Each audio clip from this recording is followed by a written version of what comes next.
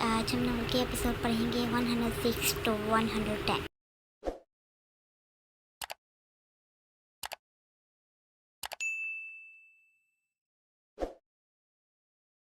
आज हम नॉवल के एपिसोड पढ़ेंगे 106 to 110। जान और जो आया तो बुरहान को रूम में अकेले देख हैरान हुई थी। खुशी से बुरहान के करीब जाते उसका माथा चूम के जान की जान तुम्हारी जान बिल्कुल ठीक है और पुरकशिश अंदाज में बोला तो वो जिसकी आंखें बनने को आई थी एक बार फिर से उसका माथा चूम नरमी से अपना हाथ उसके जख्म पर हल्के से फेरते सर सांस खारिज कर गई। वैसे रूम लॉक क्यों किया था? जानती हूँ, मैं कब से बाहर वेट कर रही थी कि तुम अब आओगी। जब तुम नहीं आई तो सोचा मैं खुद ही अंदर चली जाती हूँ। तब अंदाज़ा हुआ कि रूम अंदर से लॉक है। वो जो बिल्कुल भी बुरहान के सामने रोना नहीं चाहती थी, आज को करीब आते देखती किसी नज़र डालते इसको शर्म तलाते नजरें झुकाने पर मजबूर किया।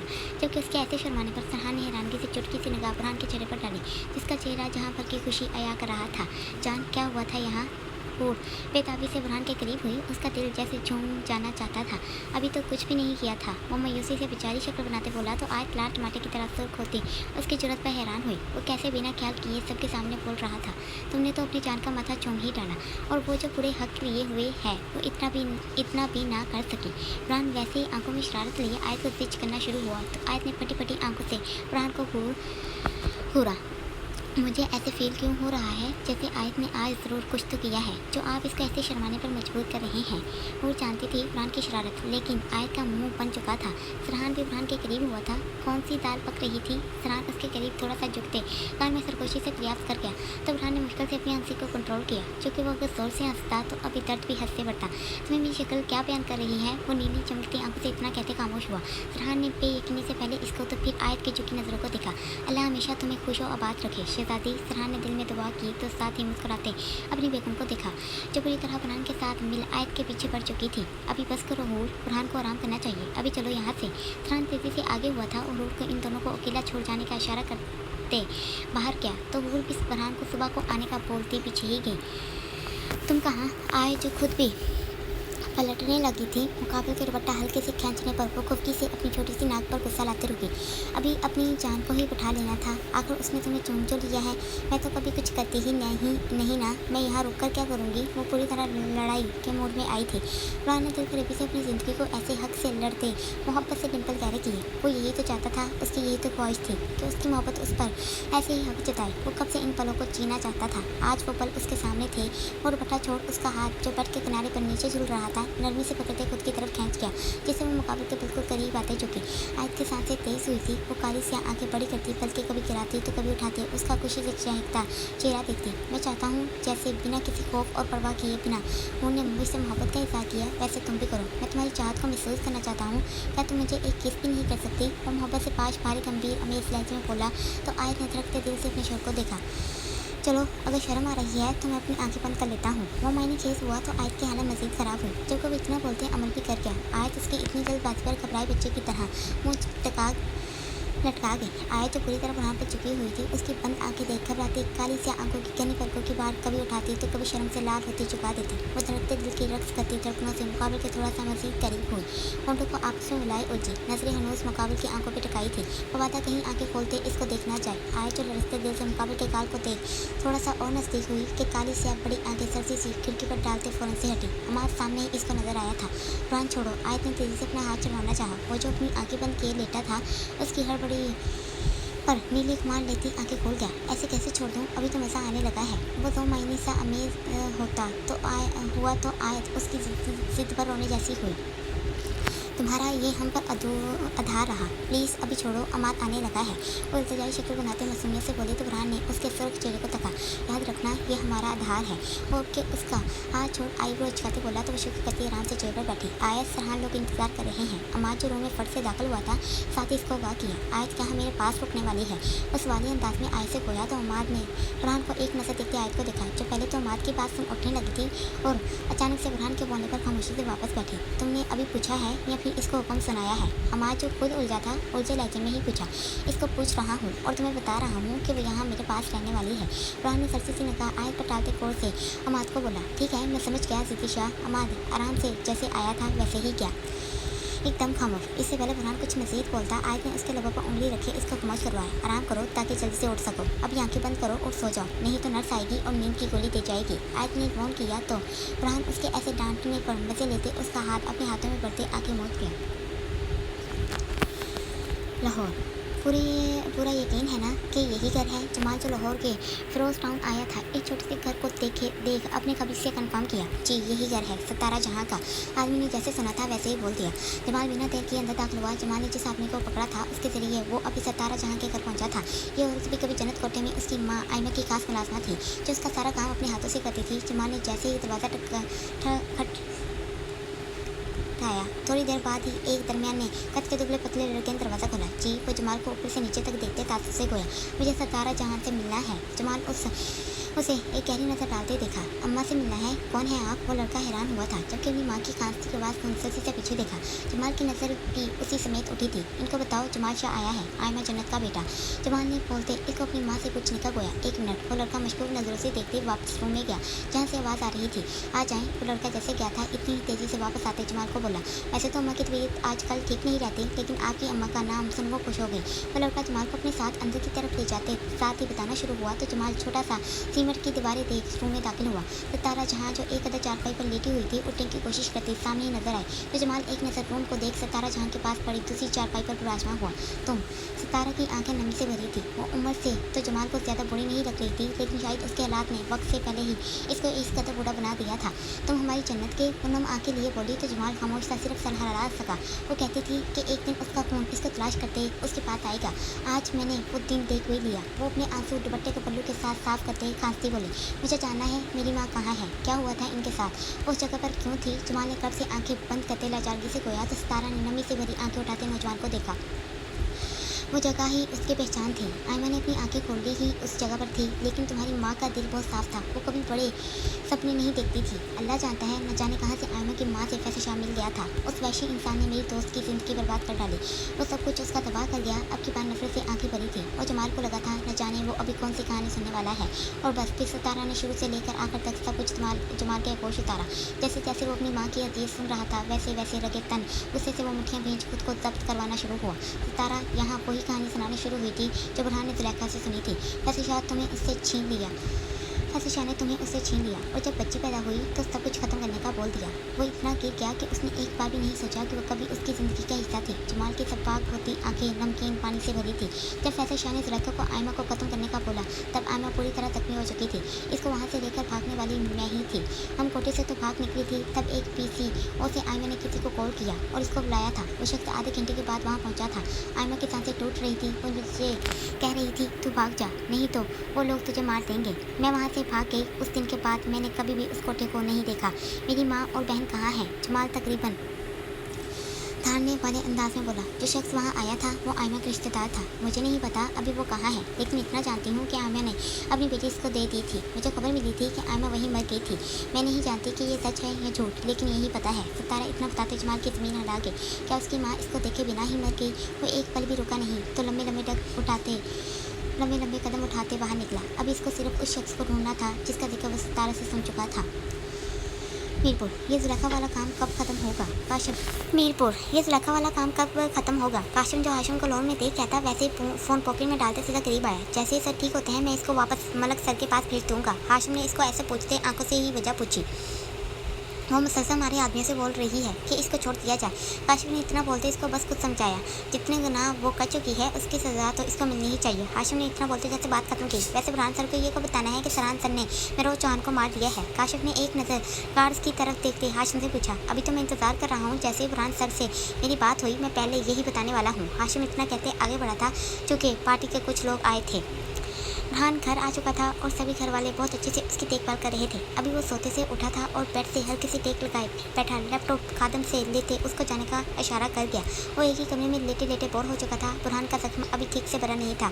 टांके अभी वैसे ही लगे हुए थे और पट्टी भी वैसे ही मौजूद थी। बुरहान ने खुली शर्ट पहनी हुई थी, उसके सभी बटन खोले हुए थे। वो ज़्यादा देर बैठ नहीं सकता था, लेकिन फिर भी लैपटॉप पर नजर जमा गया। बुरहान को सभी ने बोला था कि नीचे वाले कमरे में ही कुछ दिन आराम कर लो, लेकिन सिद्दी ने एक भी बात नहीं मानी थी और सीधा ऊपर आया था अपने कमरे में। वो जानता जानता था कि अगर वो नीचे रहा था तो उसके पास ज़रूर कोई और सोएगा, जैसे फरहान या अमाद में से, और फरहान चाहता था कि वो आयत के करीब रहे, इसीलिए वो मुश्किल से ही सही ऊपर अपने कमरे में शिफ्ट हुआ। लेकिन कहते हैं जो सोचेंगे ज़रूरी तो नहीं पूरा भी वैसा ही हो। बस फिर आयत को हूर के साथ रहने का बोल दिया गया तो अमाद और फरहान के बाद इसके कमरे में सोना शुरू हुए। फरहान चाहते हुए भी कुछ बोल नहीं सका था। तुम उठ के आए जो अभी वॉशरूम से निकली थी, टॉवल से बालों को रगड़ते देख चुकी। फरहान जो अपने ध्यान में बैठा था सामने निगाहें उठाते उसके सरापे को देख टाइप करती उंगलियां थमा गया।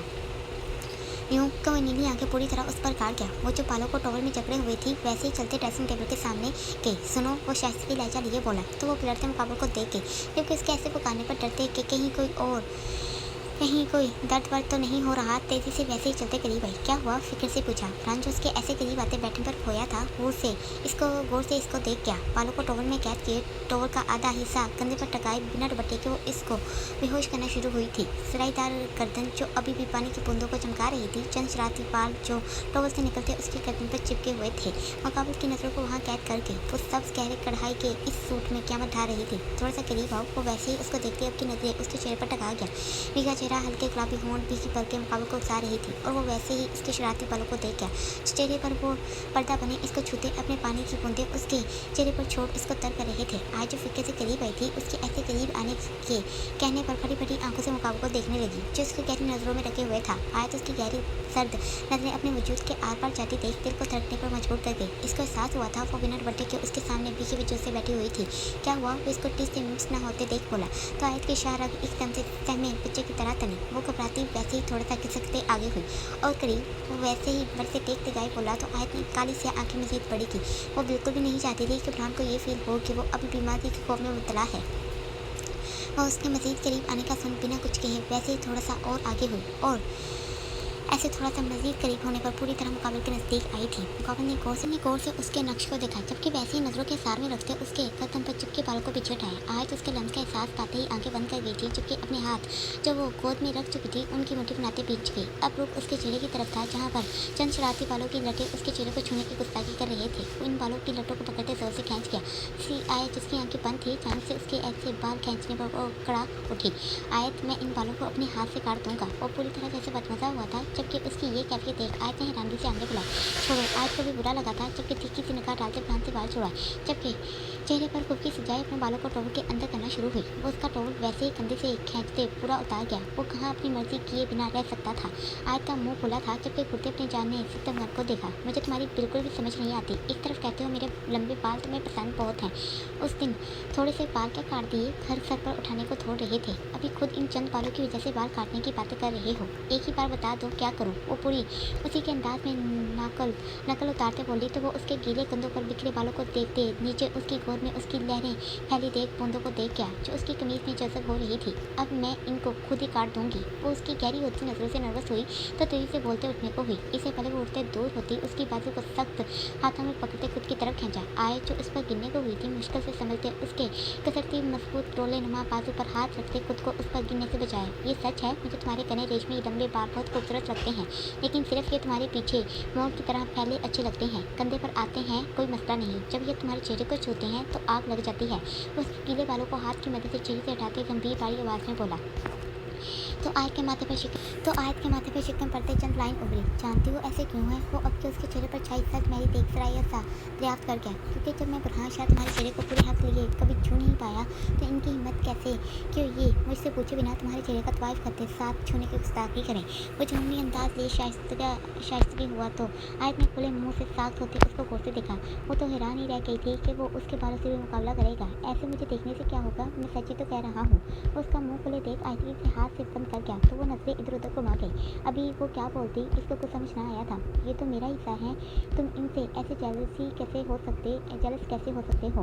वो कुछ देर सोचती सर्द आप करते धीरे से बोली, जानता हूँ तुम्हारा ये एक हिस्सा है, मैंने कब मना किया है, लेकिन ये बिल्कुल भी चेहरे पर नहीं आ सकते, ना ही तुम्हें छू सकते हैं। वो मोहब्बत से पास होता उसके होंठों को गहरी नजरों में रखे साथ ही किनारे से छूते गंभीर हुआ। आज की धड़कन जैसे तेज हुई थी, पल भर के लिए वो अपनी सांस रोक गई। इतना जुनूनी होना अच्छा नहीं। वो खुद की नर्वसनेस को ख़त्म करने के लिए मौजू की तरफ मुड़ी। अभी मैं पूरा जुनूनी कहाँ हुआ हूँ। अभी तो सिर्फ आयत ये चंद चाहते हैं। सोच लो, इस जुनूनी पागल के साथ सारी उम्र तुम्हें रहना होगा। पहले तो तुमने एहसान नहीं किया था, लेकिन अभी तो तुम मेरे दिल की लय में तड़प रही हो। तुम नहीं जानती तुम्हारी इस एहसान ने मुझे किस मुकाम पर बैठा दिया है। मैं जिन अल्फाज को सुनना चाहता था वो तुम्हारे इजहार करने की सूरत में मुझे तुम्हारी सल्तनत का मालिक बना गए हैं। उस फैसले का गंभीर गोया तो आयत जैसे मुकाबले के एहसास खुनक हुई। ये मोहब्बत मुझे तुम्हारे इश्क का जुनून नहीं बनाती है। ऐसा लग रहा है मुझे जैसे मैंने दुनिया फतह कर ली हो। ये मोहब्बत भी कितनी अजीबो गरीब है। अगर मिल गई तो दुनिया, अगर ना मिली तो बर्बादी। वो वैसे ही नीली सी आंखें उस पर टकाए बोला तो आयत को से उसका चमकता चेहरा देख के इसको खुद पर जैसे रश्क आया था कि क्या वो इस कदर उसका दीवाना है। तुमने जवाब नहीं दिया कि सह सकती हो जिंदगी भर मेरा जुनूनीपन। वो अब के उसकी सराईदार गर्दन में नाक से हाथ डालते उसको झटका देते खुद के बेहद करीब कर गया। तुम मुझे डरा रहे हो। आयत उसका ये जुनूनीपन सुन थोड़ा सा घबराई। वो जानती थी वो एक नंबर का सिद्धि है। साथ में जब गुस्सा आता है तो भूल जाता है कि सामने जान से प्यारी जिंदगी खड़ी है। उसकी सांसों की तबीयत चेहरे पर महसूस करती अंदर तक लर्जी थी। मुझ में कहाँ इतनी हिम्मत कि तुम्हें डरा सकूं। मैं तो पूछ रहा हूँ बहुत मान से, क्या बर्दाश्त कर पाओगी मेरा? मैं नहीं जानती तुम क्या कह रहे हो। सिर्फ इतना जान लो, मेरा दिल तुम्हारा मुवज्जह सा मोहताज है। आगे आने वाली ज़िंदगी में क्या होगा क्या नहीं वो अल्लाह पाक पर छोड़ दिया है।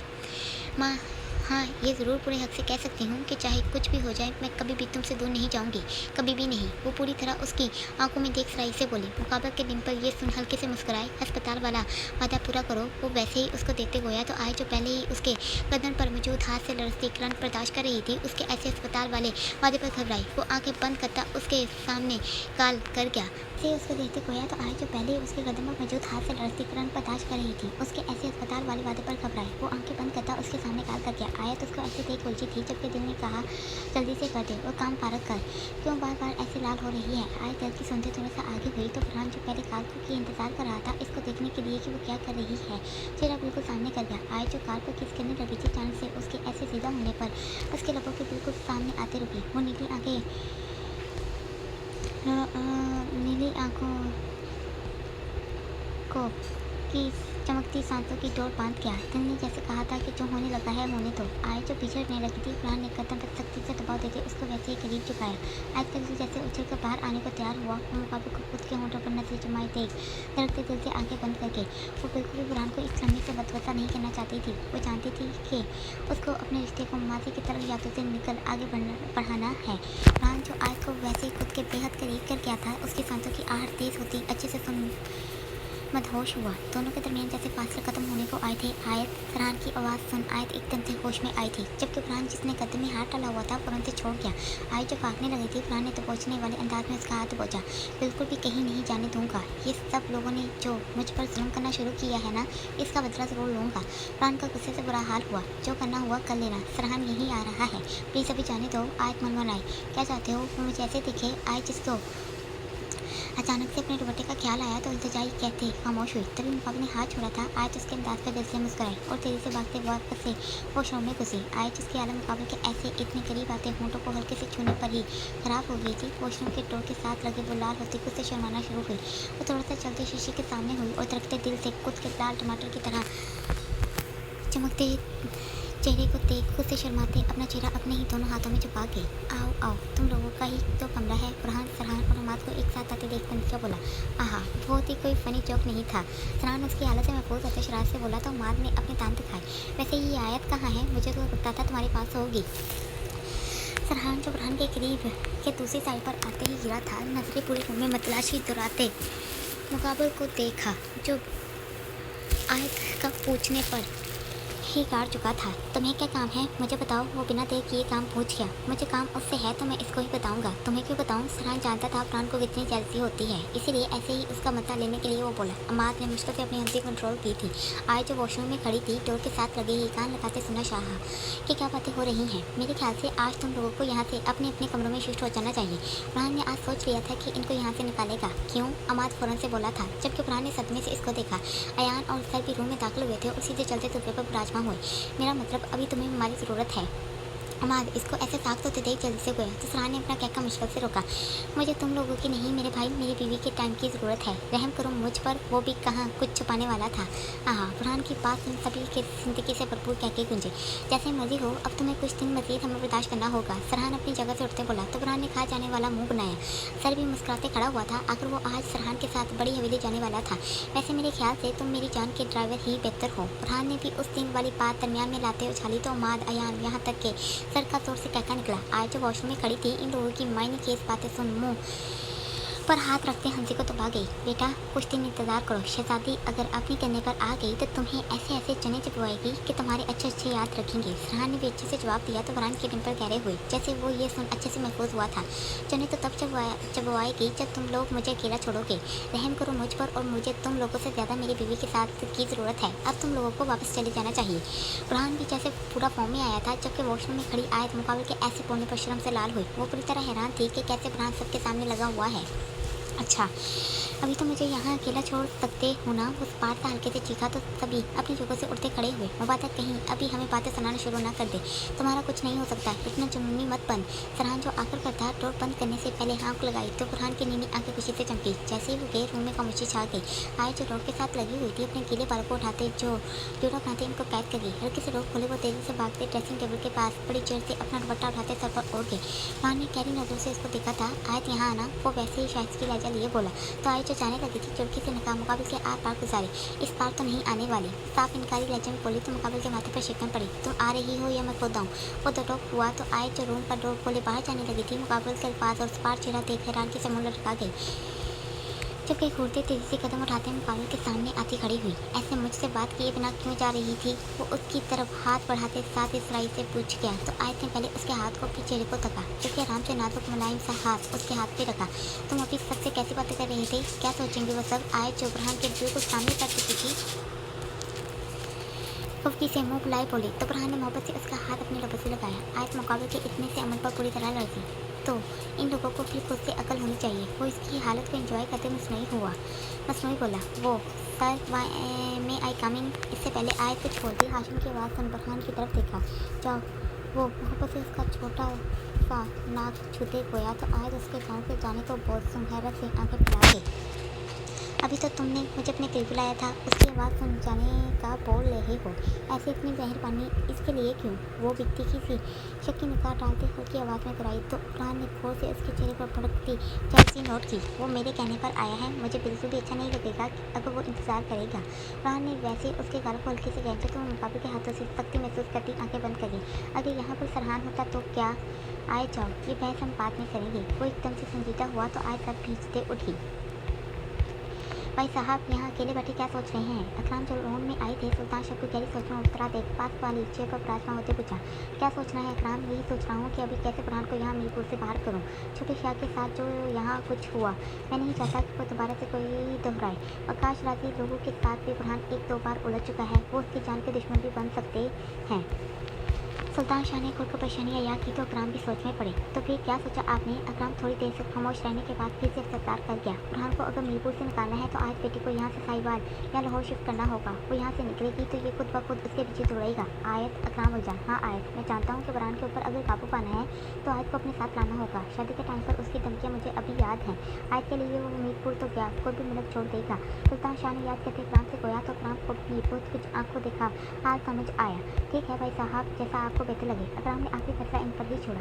एक तभी एकदम से गेट खुला था और 2 से 3 गाड़ियाँ तूफानी काफिले की तरह पुलिस में दाखिल हुई। अकराम सुल्तान शाह की नजरें खुद ब खुद ही उसकी तरफ मकबूज हुई। भाई साहब आप यहाँ आराम से बैठे हैं और वहाँ हमारा सबसे बड़ा दुश्मन सरेआम घूम फिर रहा है। सब्द शाह की बढ़ती आवाज़ ऊंची हुई तो सरहान जो पीछे वाली गाड़ी से कहर को शब्द कहते निकला था लम्बे लम्बे ढक पड़ते इन तक आया।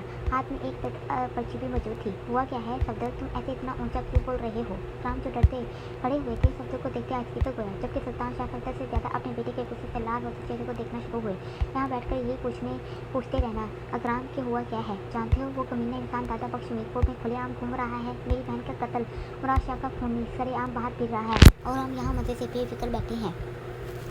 सफदर शाह की धार पर सुल्तान शाह जो टांग पे टांग चढ़ाए बैठे थे कुर्सी से एकदम उठते खड़े हुए। सफदर शाह अपनी आवाज़ नीचे रखो। इनका चेहरा भी सपाट हुआ था। शब्द करते हुए आहिस्ते से बोले, क्योंकि वे जानते थे आसपास गार्ड मौजूद थे जो बुरहान शाह के बहुत वफादार थे। हमें तफसील से बताओ। उसने इन सबको आराम से बैठने का इशारा करते बोले तो सरहान जो गुस्से से लग पीछे हुए था सबसे पहले बैठा। बाबा साईं ये लें। वो पर्ची इनके सामने रखता बोला तो सुल्तान शाह ने पर्ची जो एक टिकट था देखा। दादा बख्श लाहौर में रहता है। इस टिकट से पता चल रहा है कि वो यहाँ किसी मकसद को तय करने आया था। सरहान शाह ने आराम से बोला तो सुल्तान शाह ये सुन हैरान हुए कि इनका दुश्मन उन्हीं के इलाके में छुपा बैठा है। देख नहीं भाई साहब, वो कमीना इंसान लाहौर में छुपा बैठा है। क्या फ़ायदा आपकी फौज का जो एक आदमी ढूंढ ना सकी। मुझे मौका दें, मैं अपने आदमी वहाँ लेकर जाऊँ। अभी भी तो इन लोगों ने ही पकड़ा।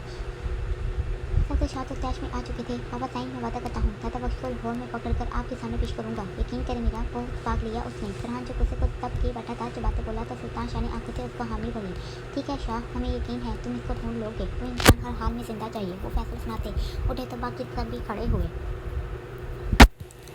हूर तुम यहाँ ऐसे क्यों बैठी हो। आए जो बुरहान के कपड़े कब्र में रखते मुड़ी थी। हूर को बुरहान के पास बेड पर बैठे थे कि धीरे से चलते उसके पास आते आहिस्ता आवाज़ में बोले, मैं जान को खुशखबरी सुनाना चाहती हूँ कि वो मामू बनने वाले हैं। काफ़ी दिन हो गए इनको घर आए और किसी ने भी इनको ये खबर नहीं सुनाई, क्योंकि मैंने मना किया था कि जब वो ठीक होंगे तो मैं इनको खुद सुनाऊंगी। अभी माशाल्लाह भाई ठीक हैं तो मैं इनके उठने पर खुद इनको बताऊंगी। वो जो गुंडों के बल बेड पर खड़ी हुई थी आयत के कान में सरगोशी करते बोली तो तभी सरहान भी रूम में दाखिल हुआ। अभी तुम जाओ और इसको भी आराम से अपने साथ ले जाओ। जान बहुत कच्ची नींद के इंसान हैं, इतना शोर सुन उठ जाएंगे। वो जो सरहान को देख गई थी आयत को अब बात से कहते बोली तो आयत सरहान को देख उसकी तरफ गई जो आंखों और आँख से इशारा कर रहा था कि बाहर आओ चलो। आयत सरहान को बाजू से पकड़ते बोली तो वो खामोशी से क्या हाँ कोई हुए हो। सर किचन में से नाज बेगम के हाथ से प्लेट लेते सीधा अयान के साथ आते धड़ल्ले से बैठा तो अयान जो फ़ोन पर हया की पिक देख सोच रहा था उसके अचानक से करीब आते उछल कर बैठने पर हड़बड़ाते फ़ोन बंद करते हुए देखा। कहीं नहीं, वो सरसी से बोलते फ़ोन पॉकेट में डालते प्लेट की तरफ हाथ बढ़ा गया। हया की पिक देख रहे थे। सर जो तीखी से निकाह डालते देख क्या था हैरान से पूछा, तुम्हारी शादी तो आबिश से होने वाली है। सर प्लेट दोनों के दरमियान सोफे में रखते रात आरी से पास दबाते बोला, मैं आबिश को नहीं हया को जाता हूँ। अयान भी प्लेट में से कबाब उठाते आराम से खाना शुरू हुआ। व्हाट ये सब कहते जर तो ऊंची आवाज़ में एकदम से चीख ही उठा था। आहिस्ता बोल। सर जो खड़ा हो चुका था अयान गुस्से से धीरे से कराया उसको शर्ट से खींचते वापस से सोफे पर पटक गया तो वो मुंह पर हाथ रखे बेयकीनी से उसको घूरने लगा। जो लड़की मुझे खत लिखती थी वो हया थी। वो सरसी से बोलते खामोश हुआ। मुझे कुछ समझ नहीं आ रहा तो क्या बोल रहा है, ठीक से बता मुझे। सर ने उलझे अंदाज में चिढ़ते कहा तो अयान ने लंबा सांस खींचते उसको शुरू से लेकर आखिर तक की सारी बात बताई। कैसे हया के बारे में उसने किसी से मदद ली और इसको पता चला कि वो लड़की जो इसको खत लिखती थी वो हया थी ना कि आबिश। ओ माय गॉड, इतना बड़ा झूठ बोला हया ने। जब तो अयान की सारी बात सुन हैरान ही हो गया था। तूने उस आबिश से पूछा नहीं कि उसने तुझसे झूठ बोला और वो कितनी चालाक इंसान है, आराम से शादी भी करने को तैयार हो गई। सर का तो कैसे आबिश पर पारा चढ़ा। मैं पूछूंगा सवाल उससे, लेकिन उससे पहले ये हया तो हाथ में आए। मैं तो उस पर हैरान हूँ। अभी मुझसे मजीद छूट पाने के लिए बॉयफ्रेंड बना लाई किसी भी गैर को। अयान की आंखों में गुस्से की लहर दौड़ी तो सर ने कंधे पर हाथ रखा। मेरी बात मान और जैसा मैं कहता हूँ बिल्कुल वैसा ही कर। सर ने इसको समझाया तो अयान मजीद सर के करीब हुआ ताकि सुन सके वो क्या कहना चाहता है। और बुरहान जिसकी अचानक से आंख खुली थी हूर को खुद के साथ बेड पर सोते देख चौंक उठते बैठा। बुरहान का जख्म काफ़ी हद तक बढ़ चुका था। वो अब आराम से उठ बैठ सकता था। वो धीरे से उठते अपनी जगह से उठते खड़ा हुआ और धीरे से चलते बेड के सहारे से हूर वाली साइड पर गया और उसका सर जो तकिए से नीचे पड़ा हुआ था हल्के से उठाते तकिए पर किया, साथ ही कंबल उस पर देते चप्पल पहनते घूमते निकला। वो आहिस्ता आहिस्ता चलते सीढ़ी तक पहुंचा तो खादम को अचानक से भागते आते देख उसको बोलने से खामोश रहने का उंगली उठाते इशारा किया तो वो बिना कुछ बोले बुरहान के करीब आया। बुरहान ने उसका सहारा लिया था और आराम से सीढ़ी को पहली बार अबूर किया। बुरहान अयान जो सर के साथ बैठा था बुरहान को देख तेजी से उठा। सर भी लपका था। शाह तुम नीचे। सुल्तान शाह लोग जो लॉन्च में विराजमान थे उसको लॉन्च में खादम के सहारे आते देख उठे। मैं ठीक हूँ सुल्तान अंकल। बुरहान इनको फिक्र करते देख प्यार से बोला तो सबने इसको पकड़ते सोफे पर बैठाया। तुम्हें नीचे आने की क्या ज़रूरत थी, हमें वहाँ बुला लेते। सुल्तान शाह बुरहान के पीछे तकिया लगाते बोले तो वो हल्के से मुस्कुराते डिम्पल नुमाया कर गया। तभी सरहान और आयत लोग किचन से निकल वहीं आए थे। हूर कहाँ है, सरहान इसको अकेले देख हूर का पूछ गया। हूर तो वहाँ सो रही है, मैं उठा था इसको देख हैरान हुआ। तुम्हारी बात नहीं हुई, सरहान ने अगला सवाल दागा। नहीं, वो सरसी से जवाब पास कर गया। आयत ने सरहान के साथ बाकी सबको भी देखा। जान हूर जिसकी आँख खुल गई थी बुरहान वाली साइड खाली देख तेजी से उठी और बिना जूती पहने भागी। मुझे लगता है हमें खुद ही बुरहान को बता देना चाहिए। सर तो खुशी से बोलते साथ ही अयान को इशारा कर गया तो वो भी तैयार हुआ। उन्होंने कहा था वो बताएगी तो मतलब बस वो ही बताएगी। फरहान ने बोलने से इनको टोका। जान वो जो सीढ़ियों से भाग के नीचे आई थी जान भी पूरी ऊंची आवाज़ में बोलते पुकार गई। लोग आ गई। आयत ने मुस्कुराते बोला तो सबने हूर की तरफ देखा। ध्यान से लड़की आयत उसको हाँफते देख बोली तो वो सबको एक साथ इकट्ठे देख हल्के से चमकते चेहरे से मुस्कुराई। फूल भाभी, मैंने और अयान ने सोच लिया है कि फरहान को खुशखबरी हम सुनाएंगे। चल अयान। सर और अयान आगे बढ़े तो फूल तेजी से दोनों के सामने हाथ फैलाते रास्ता रोकने को रुकी। सभी घर वाले इनको ऐसे देख मुस्कुराते चेहरों से लुत्फानंदोज हुए। खबरदार मेरे और मेरे भाई के दरमियान आए तो वो काट खाने वाले अंदाज में बोली तो सर ने आंखें फाड़ फूल को देखा। फरहान हमारी बात ध्यान से सुनो। सर बोलना शुरू हुआ तो फूल उसके पीछे भागी। फूल सरहान फिक्र से उसकी तरफ रखा जो सर को सोफे पर गिराते उस पर चढ़ थोड़ी थी। हाँ अयान के हमराज सभी घर वालों के कहके निकले। नाथ बेगम शिबाना लोग भी मजे लेते आराम से डाइनिंग टेबल पर सब्जी काटना शुरू हुई थी जबकि साथ साथ ही फूल को कम धोने की होंक लगाई जा रही थी। बात क्या है? फरहान ऊंचा बोलते फूल को अपने करीब आने का बोल रहा था। आय जो खामोशी से खड़ी एंजॉय कर रही थी फरहान की ऊंची आवाज़ पर सबको एक नज़र देख किचन की तरफ भागी। फ्रिज में से मिठाई निकाल तेजी से वापस लॉन्च में दाखिल हुई तो अमीता बेगम और नाथ बेगम ने हंसते इसको देखा। तुम लोग लड़ो, मैं खुद ही बता देती हूँ। आयत ऊंची आवाज़ में होंक लगाती तेजी से फरहान के मुंह में मिठाई डाल के लो भाई। नाथ बेगम मुस्कुराते बोले तो सुल्तान शाह सभी मुस्कुराए। तुम मामू बनने वाले हो, तुम्हारी जान की जिंदगी में नया छोटा मेहमान आने वाला है। आयत ऊंची आवाज़ में बोलती साथ ही मुस्कुराई तो वो जो सर के साथ लगी हुई थी इसको 2 थप्पड़ मारते फूले सांस से बुरहान के साथ आते लगी। तूने अच्छा नहीं किया। वो बच्चों की तरह रोने वाले अंदाज में आयत को भी भूल गई। मैं मामू? बुरहान तो हैरान होता खुशी से चौंक उठा। ये सच है? वो फूल को खुद के साथ लगे देख बोला तो फूल बुरहान से अलग होती झुकाए चेहरे से सर हिला गई। I am so happy. वो मोहब्बत से उसका माथा चूम गया। मुबारक हो सरहान शाह, तुम बाप बनने वाले हो। फरहान फूल को खुद के साथ लगाए सरहान को बोला तो मुस्कुराते इसको खैर बात क्या फूल सर ना बताए इससे इसलिए तुम्हारी तरफ से मैंने बता दिया। आज उसको खुद से नाराज़ होते देख नीचे बैठी तो फूल बुरहान का साथ दौड़ उसके सामने हुई। कोई बात नहीं, जब तुम माँ बनने वाली हुई ना तब मैं तुम्हारे बताने से पहले जान को बताऊंगी। तुम्हें बिल्कुल भी मौका नहीं दूंगी, तैयार रहना। फूल ने उंगली उठाते बोला तो सभी उसके अंदाज में जिंदगी से भरपूर कहके लगा गए जबकि उसकी बात सुन आई शर्म से लाल हुई। वो बिना कुछ बोले एक तसी सी निगाह बुरहान के मुस्कुराते चेहरे पर डाल उठी। इंशाल्लाह बेटा तुम ही बताना। सारे जहान में मीता बेगम और नाज बेगम ने दुआ दी तो आए जो इनके पास आने वाली थी रद्द करती सीधा किचन में घुसी। तुम लोगों ने फरहान को ये सब करने से रोका क्यों नहीं? जैसे ही हाशिम ने फरहान को मेहरोज की मौत का बताया वो पूरी कुव्वत से खड़ा। सर हमें पहले तो कुछ इल्म ना हुआ, अचानक से पता चला कि फरहान सर क्या करने जा रहे हैं। काशिम ने डरते बोला। सर आपने याद किया हाशिम जो भी आया था फरहान को काशिफ पर भड़कते देख चुका था, इसीलिए तहमुल से दरियाफ्त किया। हाँ ये मैं क्या सुन रहा हूँ? फरहान काशिफ की तरफ इशारा करते कराया तो हाशिम ने चुटकी से निकाह काशिफ पर डाली जो आंखों से इशारा कर रहा था। वो समझ गया था वो कहना चाहता है। तुम कहाँ थे हाशिम? तुमने फरहान को क्यों नहीं रोका? वो दांत छुपाते दौड़ा तो हाशिम ने नजरें झुकाई। I am sorry Farhan sir ने जो किया मुझे नहीं लगता कुछ गलत था। अगर वो सब वो नहीं करते तो मैं अकेला कर देता क्योंकि सर इनको मुंह तोड़ जवाब देना ही था। हाशिम नजरें झुकाई बिना को बोला तो फरहान ने गुस्से को जब्त करने के लिए मुठ्ठियां भेजी। अच्छा तो तुम्हें कुछ गलत नहीं लगा? अगर कल को इन लोगों ने फरहान से दुश्मनी ली तो क्या करोगे? फरहान सब करते रहे तभी आवाज़ में कराया तो हाशिम ने सच्ची सा फरहान को देखा। सर आपने हमें बताया था, क्लासेस दी थी। डोंट वरी मैंने बहुत अकल से काम लिया है। फरोज चौहान तक यही खबर गई है कि बुरहान के वफादार मुलाजमों ने उसके भाई को सरेआम मारते लाश दफना दी। फरोज जैसे पहले अनजान था वैसे ही अनजान रहने वाला है। मैं जानता हूँ सर कि सरहान सर आपके लिए ज़रूरी हैं। हम कभी भी फूल मैडम के घर में किसी भी किस्म की आग लगने नहीं देंगे। और वैसे ही सर झुकाए बोला तो अमार जो पीछे खामोशी से आते सुन चुका था कैसे मुस्कुराया जबकि बुरहान जो गुस्से में था उसकी बातें सुन कुछ नॉर्मल हुआ। वो जानता था हाशिम जो कहता है वो करता है। बुरहान उसका कंधा थपकाते आगे बढ़ा तो हाशिम अपने दोस्त बुरहान के अंदाज पर हल्के से मुस्कुराते काशिफ को देख गया जो खुद मुस्कुरा उठा था। बुरहान सर के लिए किसी भी हद तक जा सकता हूँ। वो काशिफ के गले लगे बोला तो काशिफ ने खुशी से उसको खुद में खींचा। हाशिम ये काम आज ही कर दो, लैपटॉप को मलक के हवाले कर दो और ये काम फारिग करते सीधा दादा बख्श का पता करो। और मैंने जो कहा था गफ्फार चौधरी का उसका क्या हुआ? बुरहान जो बड़े फार्म हाउस आया था हाशिम से दरियाफ्त किया। बुरहान बिल्कुल ठीक हो चुका था, आज ही उसकी पट्टी हटाई गई थी और वो तैयार होता सीधा घर से निकल अपने काफिले के साथ फार्म हाउस पहुंचा। इसको मीडिया के केस वालों के जवाब देने थे। वो अपना वो काम भी मुकम्मल कराया था। सना नमाज फूल हमीदा बेगम लोगों के हमरा वापस चले गए थे। अभी मीरपुर में सिर्फ सुल्तान शाह नाज बेगम और अकराम ही रुके थे। सर गफ्फार चौधरी मुराद शाह का वकील था और बहुत अच्छा लंदन का दोस्त भी। वो यहाँ मीरपुर में आया हुआ है। खैर खबर यही है कि वो यहाँ मुराद शाह की ज़मीनों की खबर लेने सफदर शाह के पास हाजिर हुआ है और दादा बख्श यहाँ कुछ दिन पहले ही मीरपुर में देखा गया था। मैंने आदमी को लगाया है इस काम पर, इंशाल्लाह जल्द ही कामयाबी मिल जाएगी। हाशिम ने अच्छे से वजाहत दी। गुड, अभी तिलका वाला काम भी मुकम्मल कर दो ताकि मलक को आगे कोई मसला ना हो सके। वो अपनी आंखों पे ग्लासेस लगाते गाड़ी की तरफ बढ़ा तो हाशिम अपने आदमियों को समझाना शुरू हुआ जिन्होंने इस लकब को लेकर जाना था। आप लोग कहीं जा रहे हैं? बुरहान जब फार्म हाउस से सीधा घर आया था, अकराम का बैग देखते इस्तफसार किया। हाँ बखुदार, अभी हम लोग भी साहिवाल जाने की तैयारी कर रहे हैं। बहुत से काम छोड़ यहाँ आए थे, अभी वहाँ जाकर मज़ीद काम करना होगा। आकर बड़ी पार्टी की तैयारी भी देखनी होगी। अकराम नौकर को बैग गाड़ी में रखने का बोलते सोफे पर बैठे तो बुरहान भी करीब ही बैठा। कैसी पार्टी? पूछूंगा तो दरियाफ्त किया। फरहान बाप बनने वाला है, ये न्यूज़ पूरे खानदान में जश्न करते बताने का सोचा है। अकराम मुस्कुराते बोले थे। ये तो बहुत अच्छा ख्याल है। फरहान का चेहरा भी मुस्कुराया। अकराम, आयत बेटी की तैयारी कितनी बाकी है? सुल्तान शाहजनात बेगम के अमरात सीढ़ियों से नीचे आए थे। आते ही जानबूझकर आयत की तैयारी का पूछा, जबकि वो खुद इसको ऊपर देख आए थे जो बैग में अभी कपड़े डाल रही थी। आयत कहाँ जा रही है? फरहान जो बैठा हुआ था एकदम से उठते खड़ा हुआ। अकराम खामोशी से सुल्तान शाह को देख के, जो आराम से सुबह वो राजमा हो चुके थे। शाह, आयत हमारे साथ लाहौर जा रही है। हूर को अभी उसकी ज़रूरत है, वैसे भी पार्टी तक वो वहाँ ही रहने वाली है। तो हफ्तों की बात है। सुल्तान शाह बहुत प्यार से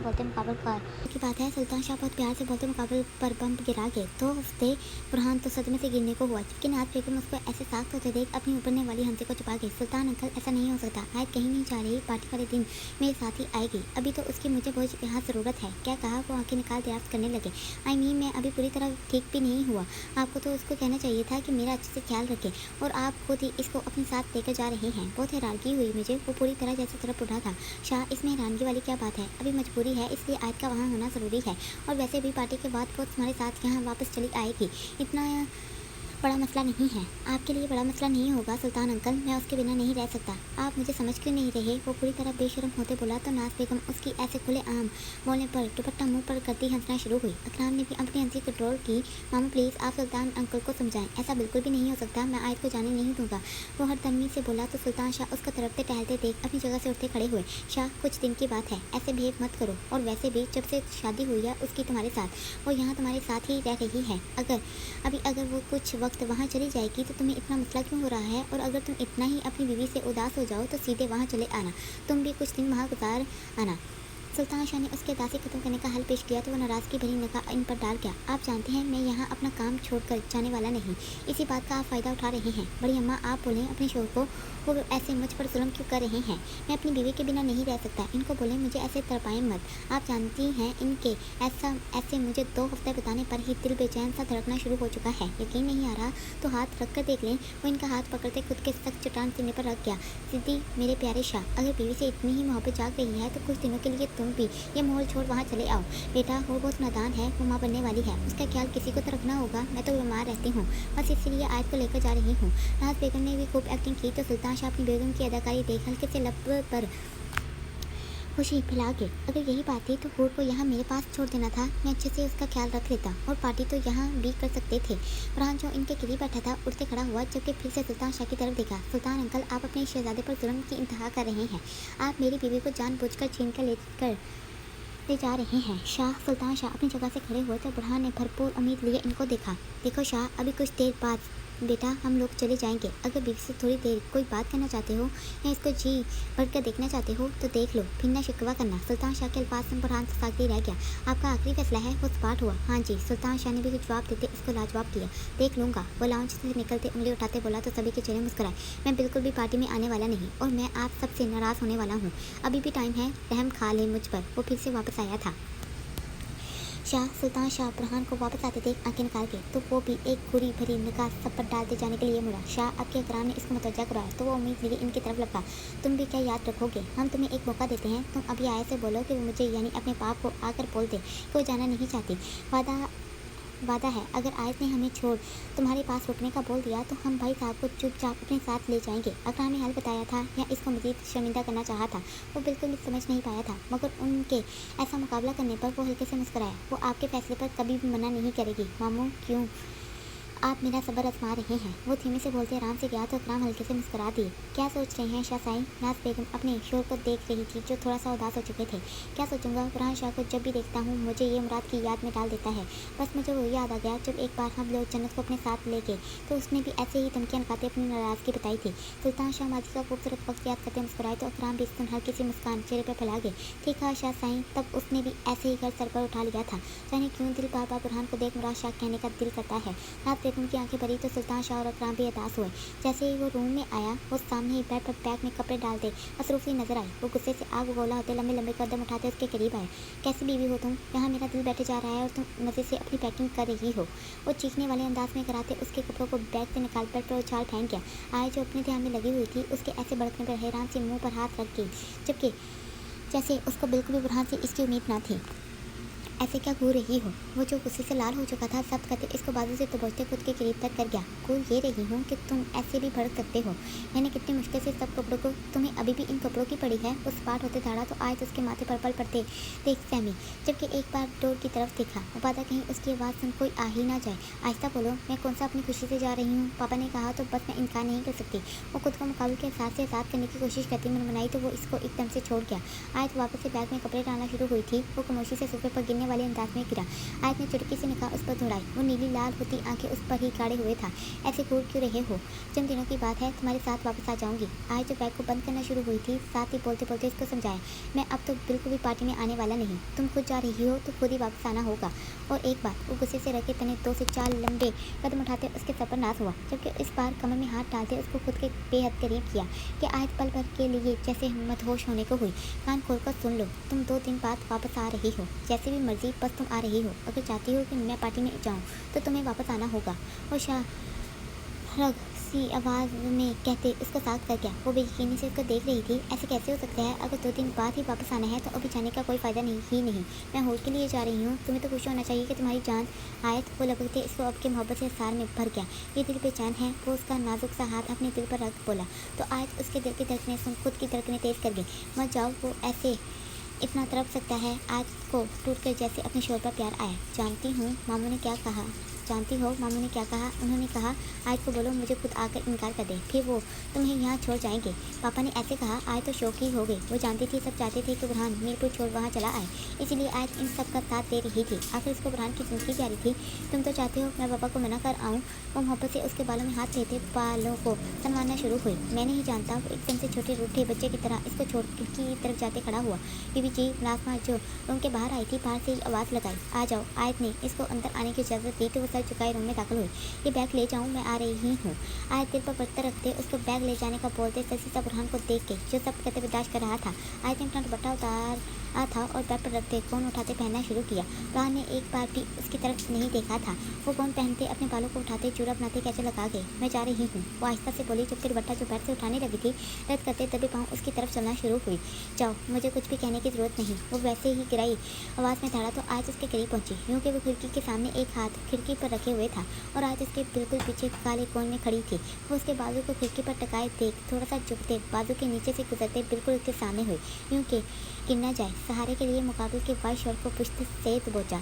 अभी कुछ यूँ था, बुरहान जो खिड़की के सामने था आयत उसकी पुश्त पर शर्ट को दबोचे मुकाबले के सीने से चिपी। वो सरसी से अपना चेहरा उठाते मुकाबले का चेहरा देख के जो रूठे बच्चे की मेहनत लाल हुआ था। मेरे जिद्दी मासूम शाह, ऐसे रूठ कर हम पर जुल्म ना करें। वो मोहब्बत से उसके हल्के से शेर वाले चेहरे पर नाजुक सी उंगलियाँ चला गई। बुरहान ने नीली आंखें बंद की थी। जैसे बताया गया, वो बिल्कुल भी उसके ऐसे करीब आने से खुश होने वाला नहीं। ठीक है, मैं तुम्हारी हर ख्वाहिश को सर आंखों पे रखती हूँ। वो वैसे ही मुकाबले के की साथ तंग करती उसके कान में सरगोशी करते बंद नीली आंखें खोलने पर मजबूर करके मैं पूरी कोशिश करूँगी कि मैं 2 दिन बाद वापस आ जाऊँ, और अगर नहीं आ सकी तो जो सजा दोगे मंजूर होगी। वो बात मुकम्मल करते थोड़ा सा पीछे हटी तो बुरहान जो आंखें खोल गया था तो फट से बंद कर गया। वो सिद्दी शाह, मैं जा रही हूँ। वो उसको वैसे ही आंखें बंद देख मुंह बना गई थी, जबकि मुकाबले का साथ और थोड़ा सा दूर हुई। साथ ही उसका हाथ खिड़की से हटाया। आय जो जाने लगी थी उसकी आंखें बंद देख दिल में उठता एहसास लेते वो एड़ियाँ उठाते थोड़ा सा ऊंचा होती उसके गाल पर लब रखते भागी। बुरहान जो अचानक से उसके लम्ब से आंखें खोल गया था उसको बाहर जाते देख पलटा पाए वो चेक तो बुरहान बेयकीनी से उसको जाते देख हल्के से मुस्कुरा गया। लाहौर, मुझे एक बात बता, हम यहाँ इस पार्टी में क्या लेने आए हैं? आयत हूर को बाजू से पकड़े बोली तो वो जो अरहम को ढूंढ रही थी तीखी सी निगाह आयत पर डाल गई। इसीलिए तुम्हें अपने साथ नहीं ला रही थी। आयत खामोश रहो और यहाँ होने वाला तमाशा देखना। और लड़की, अपनी आंखें खोल, सब कुछ अच्छे से नोट भी करना। हूर फ़ोन पर कॉल मिलाते साथ ही आयत को बहुत कुछ याद कर गई। आयत को मीरपुर से आए हुए 2 दिन हो गए थे। वो वापस जाना चाहती थी, लेकिन बुरहान के लिए खुद पर कंट्रोल किए बर्दाश्त कर रही थी। वो चाहती थी कि वो वहाँ से सब कुछ छोड़ चला आए। हाय अरहम जो भागते वहाँ आया था, आयत को देख मुस्कुराता चेहरा एकदम से मध्यम पड़ा। कैसी हैं आप? अरहम ने हूर को देखते अब आयत को मुखातिब किया। मैं ठीक, अल्हम्दुलिल्लाह, आप कैसे हैं? आयत ने भी हल्के फुल्के अंदाज में रियात किया। आपके सामने खुशबार। वो सहसी सा पार्टी की तरफ इशारा करते मुस्कुराया। हया कहाँ है? हूर फ़ोन बैग में डालते अरहम से अगला सवाल पूछ गई। वो अनार के साथ है, आई थिंक वो तैयार हो रही है। साथ ही उसने खदशा ज़ाहिर किया। हूर अनार जो भागते आई थी, आयत को देख खुशी से गले मिली। यहाँ जुलेखा की लाश मिली है, अनार ने बिना सांस लिए तेजी से बताते हूर समेत आयत को भी शौक किया। सर, मलिक ने बुलाया है, हमें जाना होगा। मैंने हया को बताया नहीं, अनार ने कांपती आवाज़ में बोला तो हूर साक्षी उलझी। जुलेखा मर गई? हूर को तो जैसे यकीन नहीं आया था। वो कैसे मुझे मेरे सवालों के जवाब दिए बिना मर सकती है? हूर का तो जैसे दिल किया था रोना शुरू कर दे। मेरे ख्याल से हमें अभी जाना चाहिए। अनार ने उसके कंधे पर हाथ रखते उसको समझाया। ठीक है अरहम, यहाँ अब तुम सब देख लेना, हमें जाना होगा। हूर अरहम को टोटो अल्फाज बोलती आयत के हमरा निकली।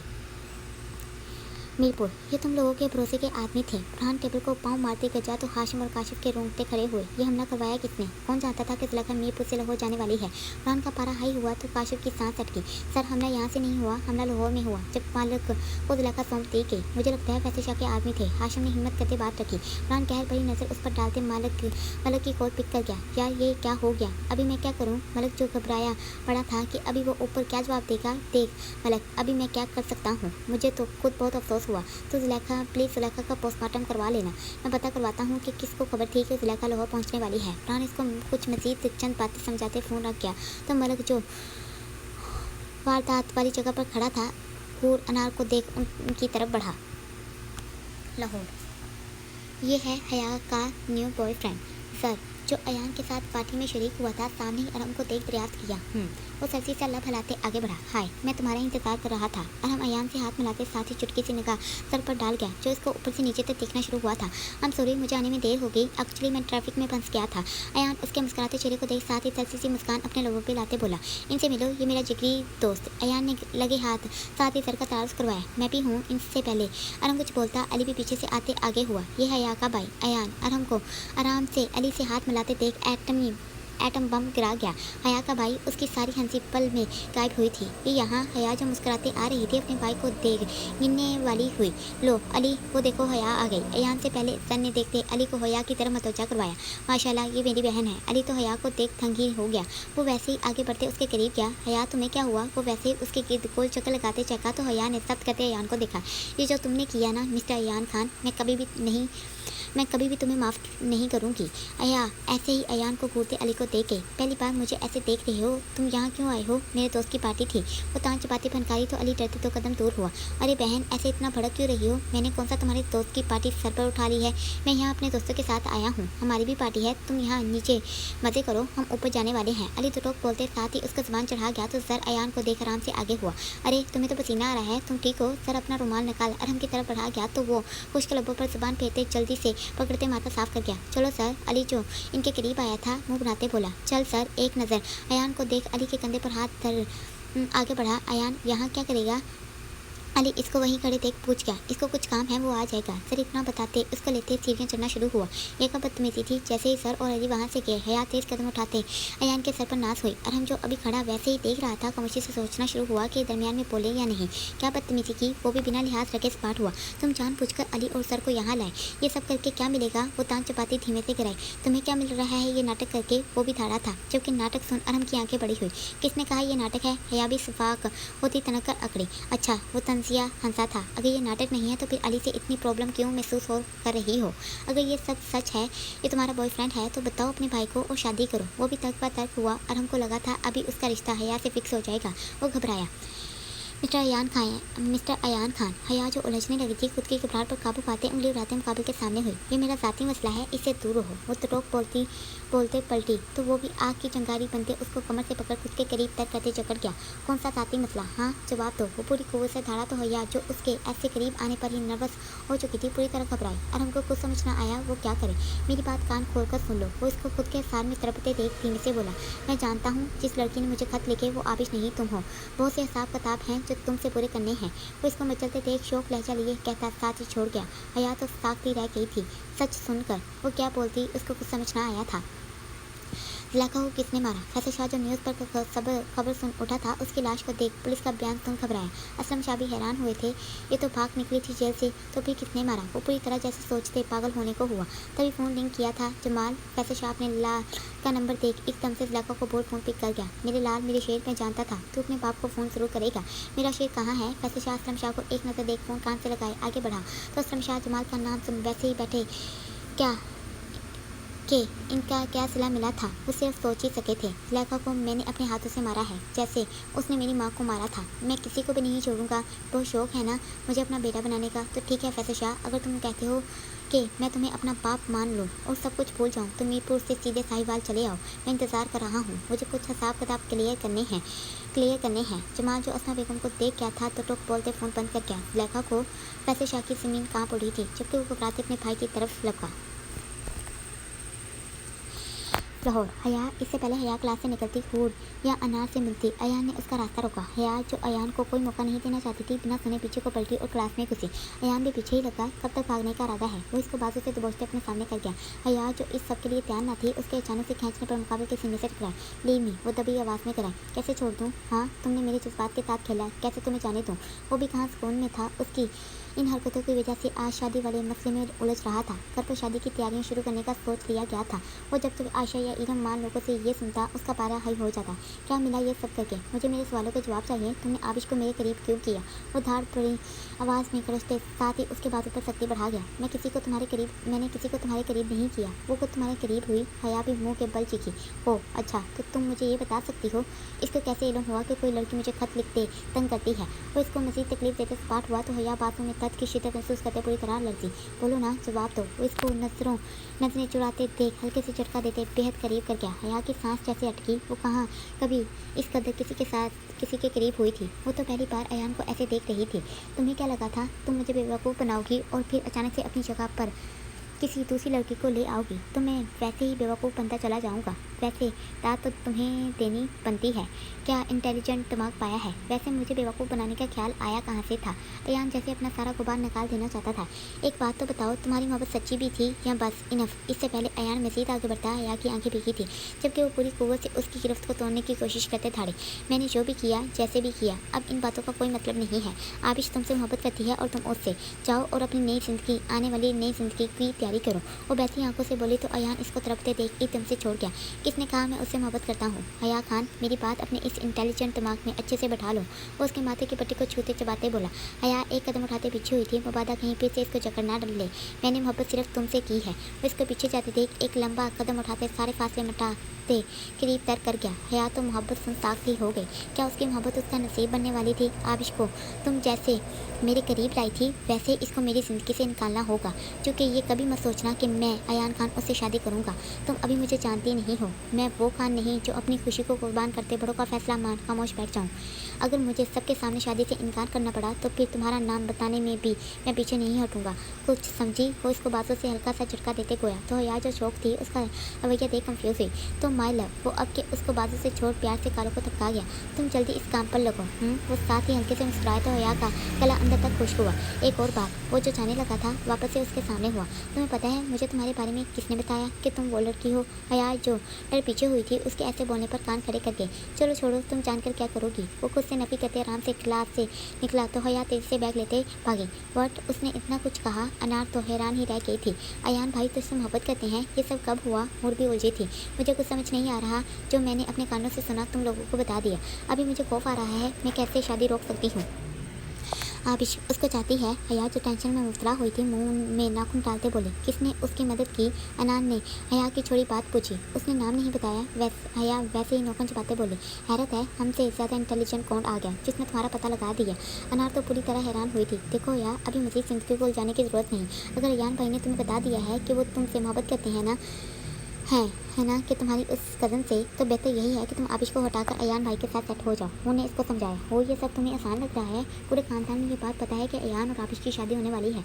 ऐसे में कैसे एक लड़की का रिश्ता तोड़ मेरा रिश्ता अयान से तय हो जाएगा? अयान को समझने की ज़रूरत है। हया ने वही लहजा लेते कहा।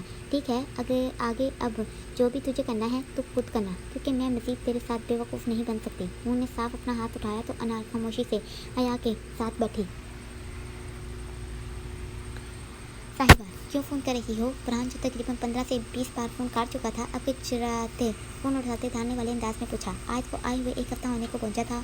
वो हर रोज़ बुरहान को कॉल करती, मुसलसल मैसेज करती, मगर वो इतना ज़िद्दी हो चुका था कि ना ही कोई मैसेज ही करता था और ना कॉल भी करता है।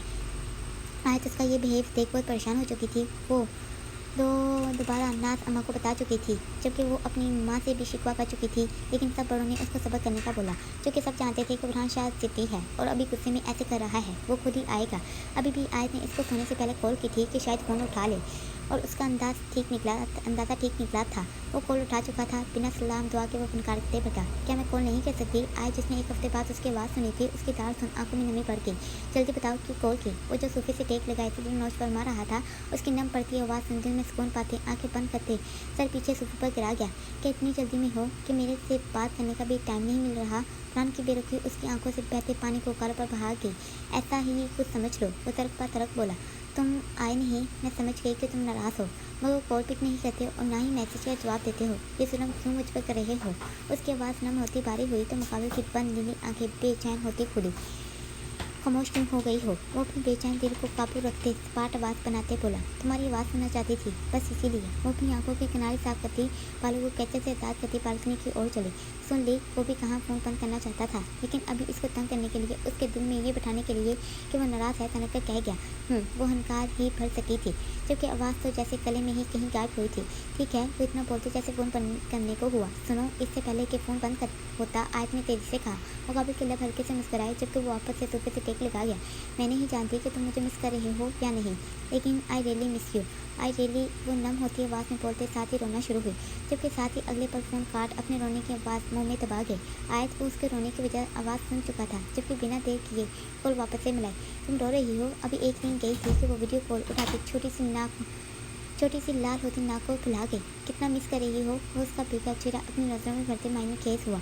मुझे सिर्फ इतना पता है, जब मुझे तुमसे मोहब्बत का एहसास नहीं था, तब तुम मेरे लिए बिना कुछ कहे ही सब कुछ कर देते थे। जब से अपनी मोहब्बत का इकरार किया है, तुमने सिवाय रोकने के अभी तक कुछ स्पेशल नहीं किया। वो शिकवा में लहजा लेती बोली तो बुरहान ने सपने से इसको देखा। और रही बात याद करने की, इससे पहले कि बुरहान कुछ बोलता, वो अपने पिछले बालों को शानों से पीछे हटाते बोली, दिन जब शुरू होता है तो फ़ोन को देखती हूँ कि तुमने शायद कोई कॉल या मैसेज का जवाब दे दिया हो। सारा दिन तुमसे दूर होकर भी तुम्हारे बारे में सोच रही हूँ। साहिवाल में होते हुए भी मैं यहाँ दिमागी गायब हूँ। ऐसा लग रहा है तुम मेरी बुरी आदत बन गए हो, वो आदत जो मैं छोड़ नहीं सकती। वो बिखी पलकों को फ़ोन की स्क्रीन पर मौजूद जिद्दी शाह के चेहरे पर टका गई। आयत मैं बना भी तो बुरी आदत, वो सदमे से लाचार होते गया। हाँ, बुरी आदतें ही तो होती हैं जो कभी भी छूटती ही नहीं, चाहे कुछ भी हो जाए। इंसान ख़त्म तो हो सकता है, लेकिन उसकी आदतें कभी बदल नहीं सकती। वो वैसे ही बोली तो बुरहान ने गौर से उसका चेहरा देखा। कोई जाओ, अब कोई नहीं, जाओ, मैं अब बात करने वाली नहीं। वो दूर था उससे, लेकिन फिर भी उसकी नज़रें उसको जलता रही थी। वो इतना बोलते रोकने वाले अंदाज में मुंह फेंके। आयत अपनी इन जुल्फ़ों को पीछे करो। वो जो मोहब्बत से उसका दीदार कर रहा था, अचानक से बालों की लटों को चेहरे पर आते देख पड़ता। नहीं करूँगी। क्या कर लोगे? आयत को भी जैसे मज़ा आया था। खुद आकर हटा लो। कर सकते हो। आयत जिसके चेहरे पर खुशी टपकी थी, साथ ही डिम्पल नुमाया कर दी। आयत को संजीदा हुआ था, जबकि गुस्से से लंबी नाक मजीद चमकी। मिस्टर इमरान बुरहान शाह, अगर आपको इतनी तकलीफ हो रही है तो खुद आकर मेरे बालों को हटा दें। पाए वो इतना बोलती, साथ ही किलकिलाती मुस्कुराहट के साथ फ़ोन बंद कर गई तो बुरहान उसके चेहरे पर छाई खुशी देख लंबा सांस खींच कर गया। जाना ही पड़ेगा, मैं ज़्यादा देर दूर नहीं रह सकता, जिद तोड़नी होगी। वो वैसे ही सोफे से टेक लगाई बड़बड़ाया तो खुद की स्थिति जिद का सोच दिल से मुस्कुराया। मीरपुर, दादा बख्श मेरी बात मान लें, यहाँ मीरपुर में गफ़ार चौधरी से मुलाकात करना ठीक नहीं होगा। हम लाहौर में मिल लेंगे। अभी तू यहाँ से चल। तू जानता नहीं सुल्तान शाह ने तुझे पकड़ने का काम अपने बेटे सराह शाह को दे दिया है। जानता है तू, उसके आगे काम करने वाले सभी आदमी लोग सदर शाह के पाले गुंडे हैं। वो तुझे किसी भी हाल में जिंदा पकड़ना चाहते हैं। तू अपनी बेटियों का सोच। चल मेरे भाई। कादी दादा बख्श को गफ़ार चौधरी के मीरपुर वाले ऑफिस में जाने से रोक रहा था। वो दोनों इस वक्त सड़क को पार करने की कोशिश में मगन थे। देख कादी, मेरे ऊपर मेरे मुराद साईं बाबा का बहुत बड़ा बोझ पड़ा हुआ है। मैं जल्द से जल्द चाहता हूँ कि सब ठीक कर दूँ। गफ़ार चौधरी मुराद साईं का खास वकील ही नहीं, उसका जिगरी दोस्त भी था। लंदन में जब मैं मीर मुराद साईं के साथ गया था, तब उससे मिला भी। अभी वो यहाँ मीर मुराद शाह की ज़मीनों और जायदाद का फैसला सुनाने आया है। इससे पहले कि वो कुछ गलत कर दे, मुझे इसको सच्चाई बतानी है। दादा बख्श तय करके आया था। वो मौका आते ही सड़क पार करते आगे बढ़ा तो कादी खामोशी से पीछे ही उसके लपका। वो और जो तेरी जान के दुश्मन बने बैठे हैं, इन सब का क्या? वो उसके पीछे भागते साथ ही कदम उठाना शुरू हुआ तो पूछा, मुझे कोई फ़र्क नहीं पड़ता, मैं इन सबको सच बता सकता हूँ। लेकिन मसला ये है कि इनके आदमियों में ही फैसल शाह और वकास राज लोगों के आदमी छुपे हुए थे। यही वजह है कि मैं पहले ही दुनिया में किसी चीज़ का ऐलान करना नहीं चाहता। वो इतना बोलते आगे बढ़ते दूसरा सड़क पार कर गया तो कादी अपना माथा साफ करते पीछे ही हुआ।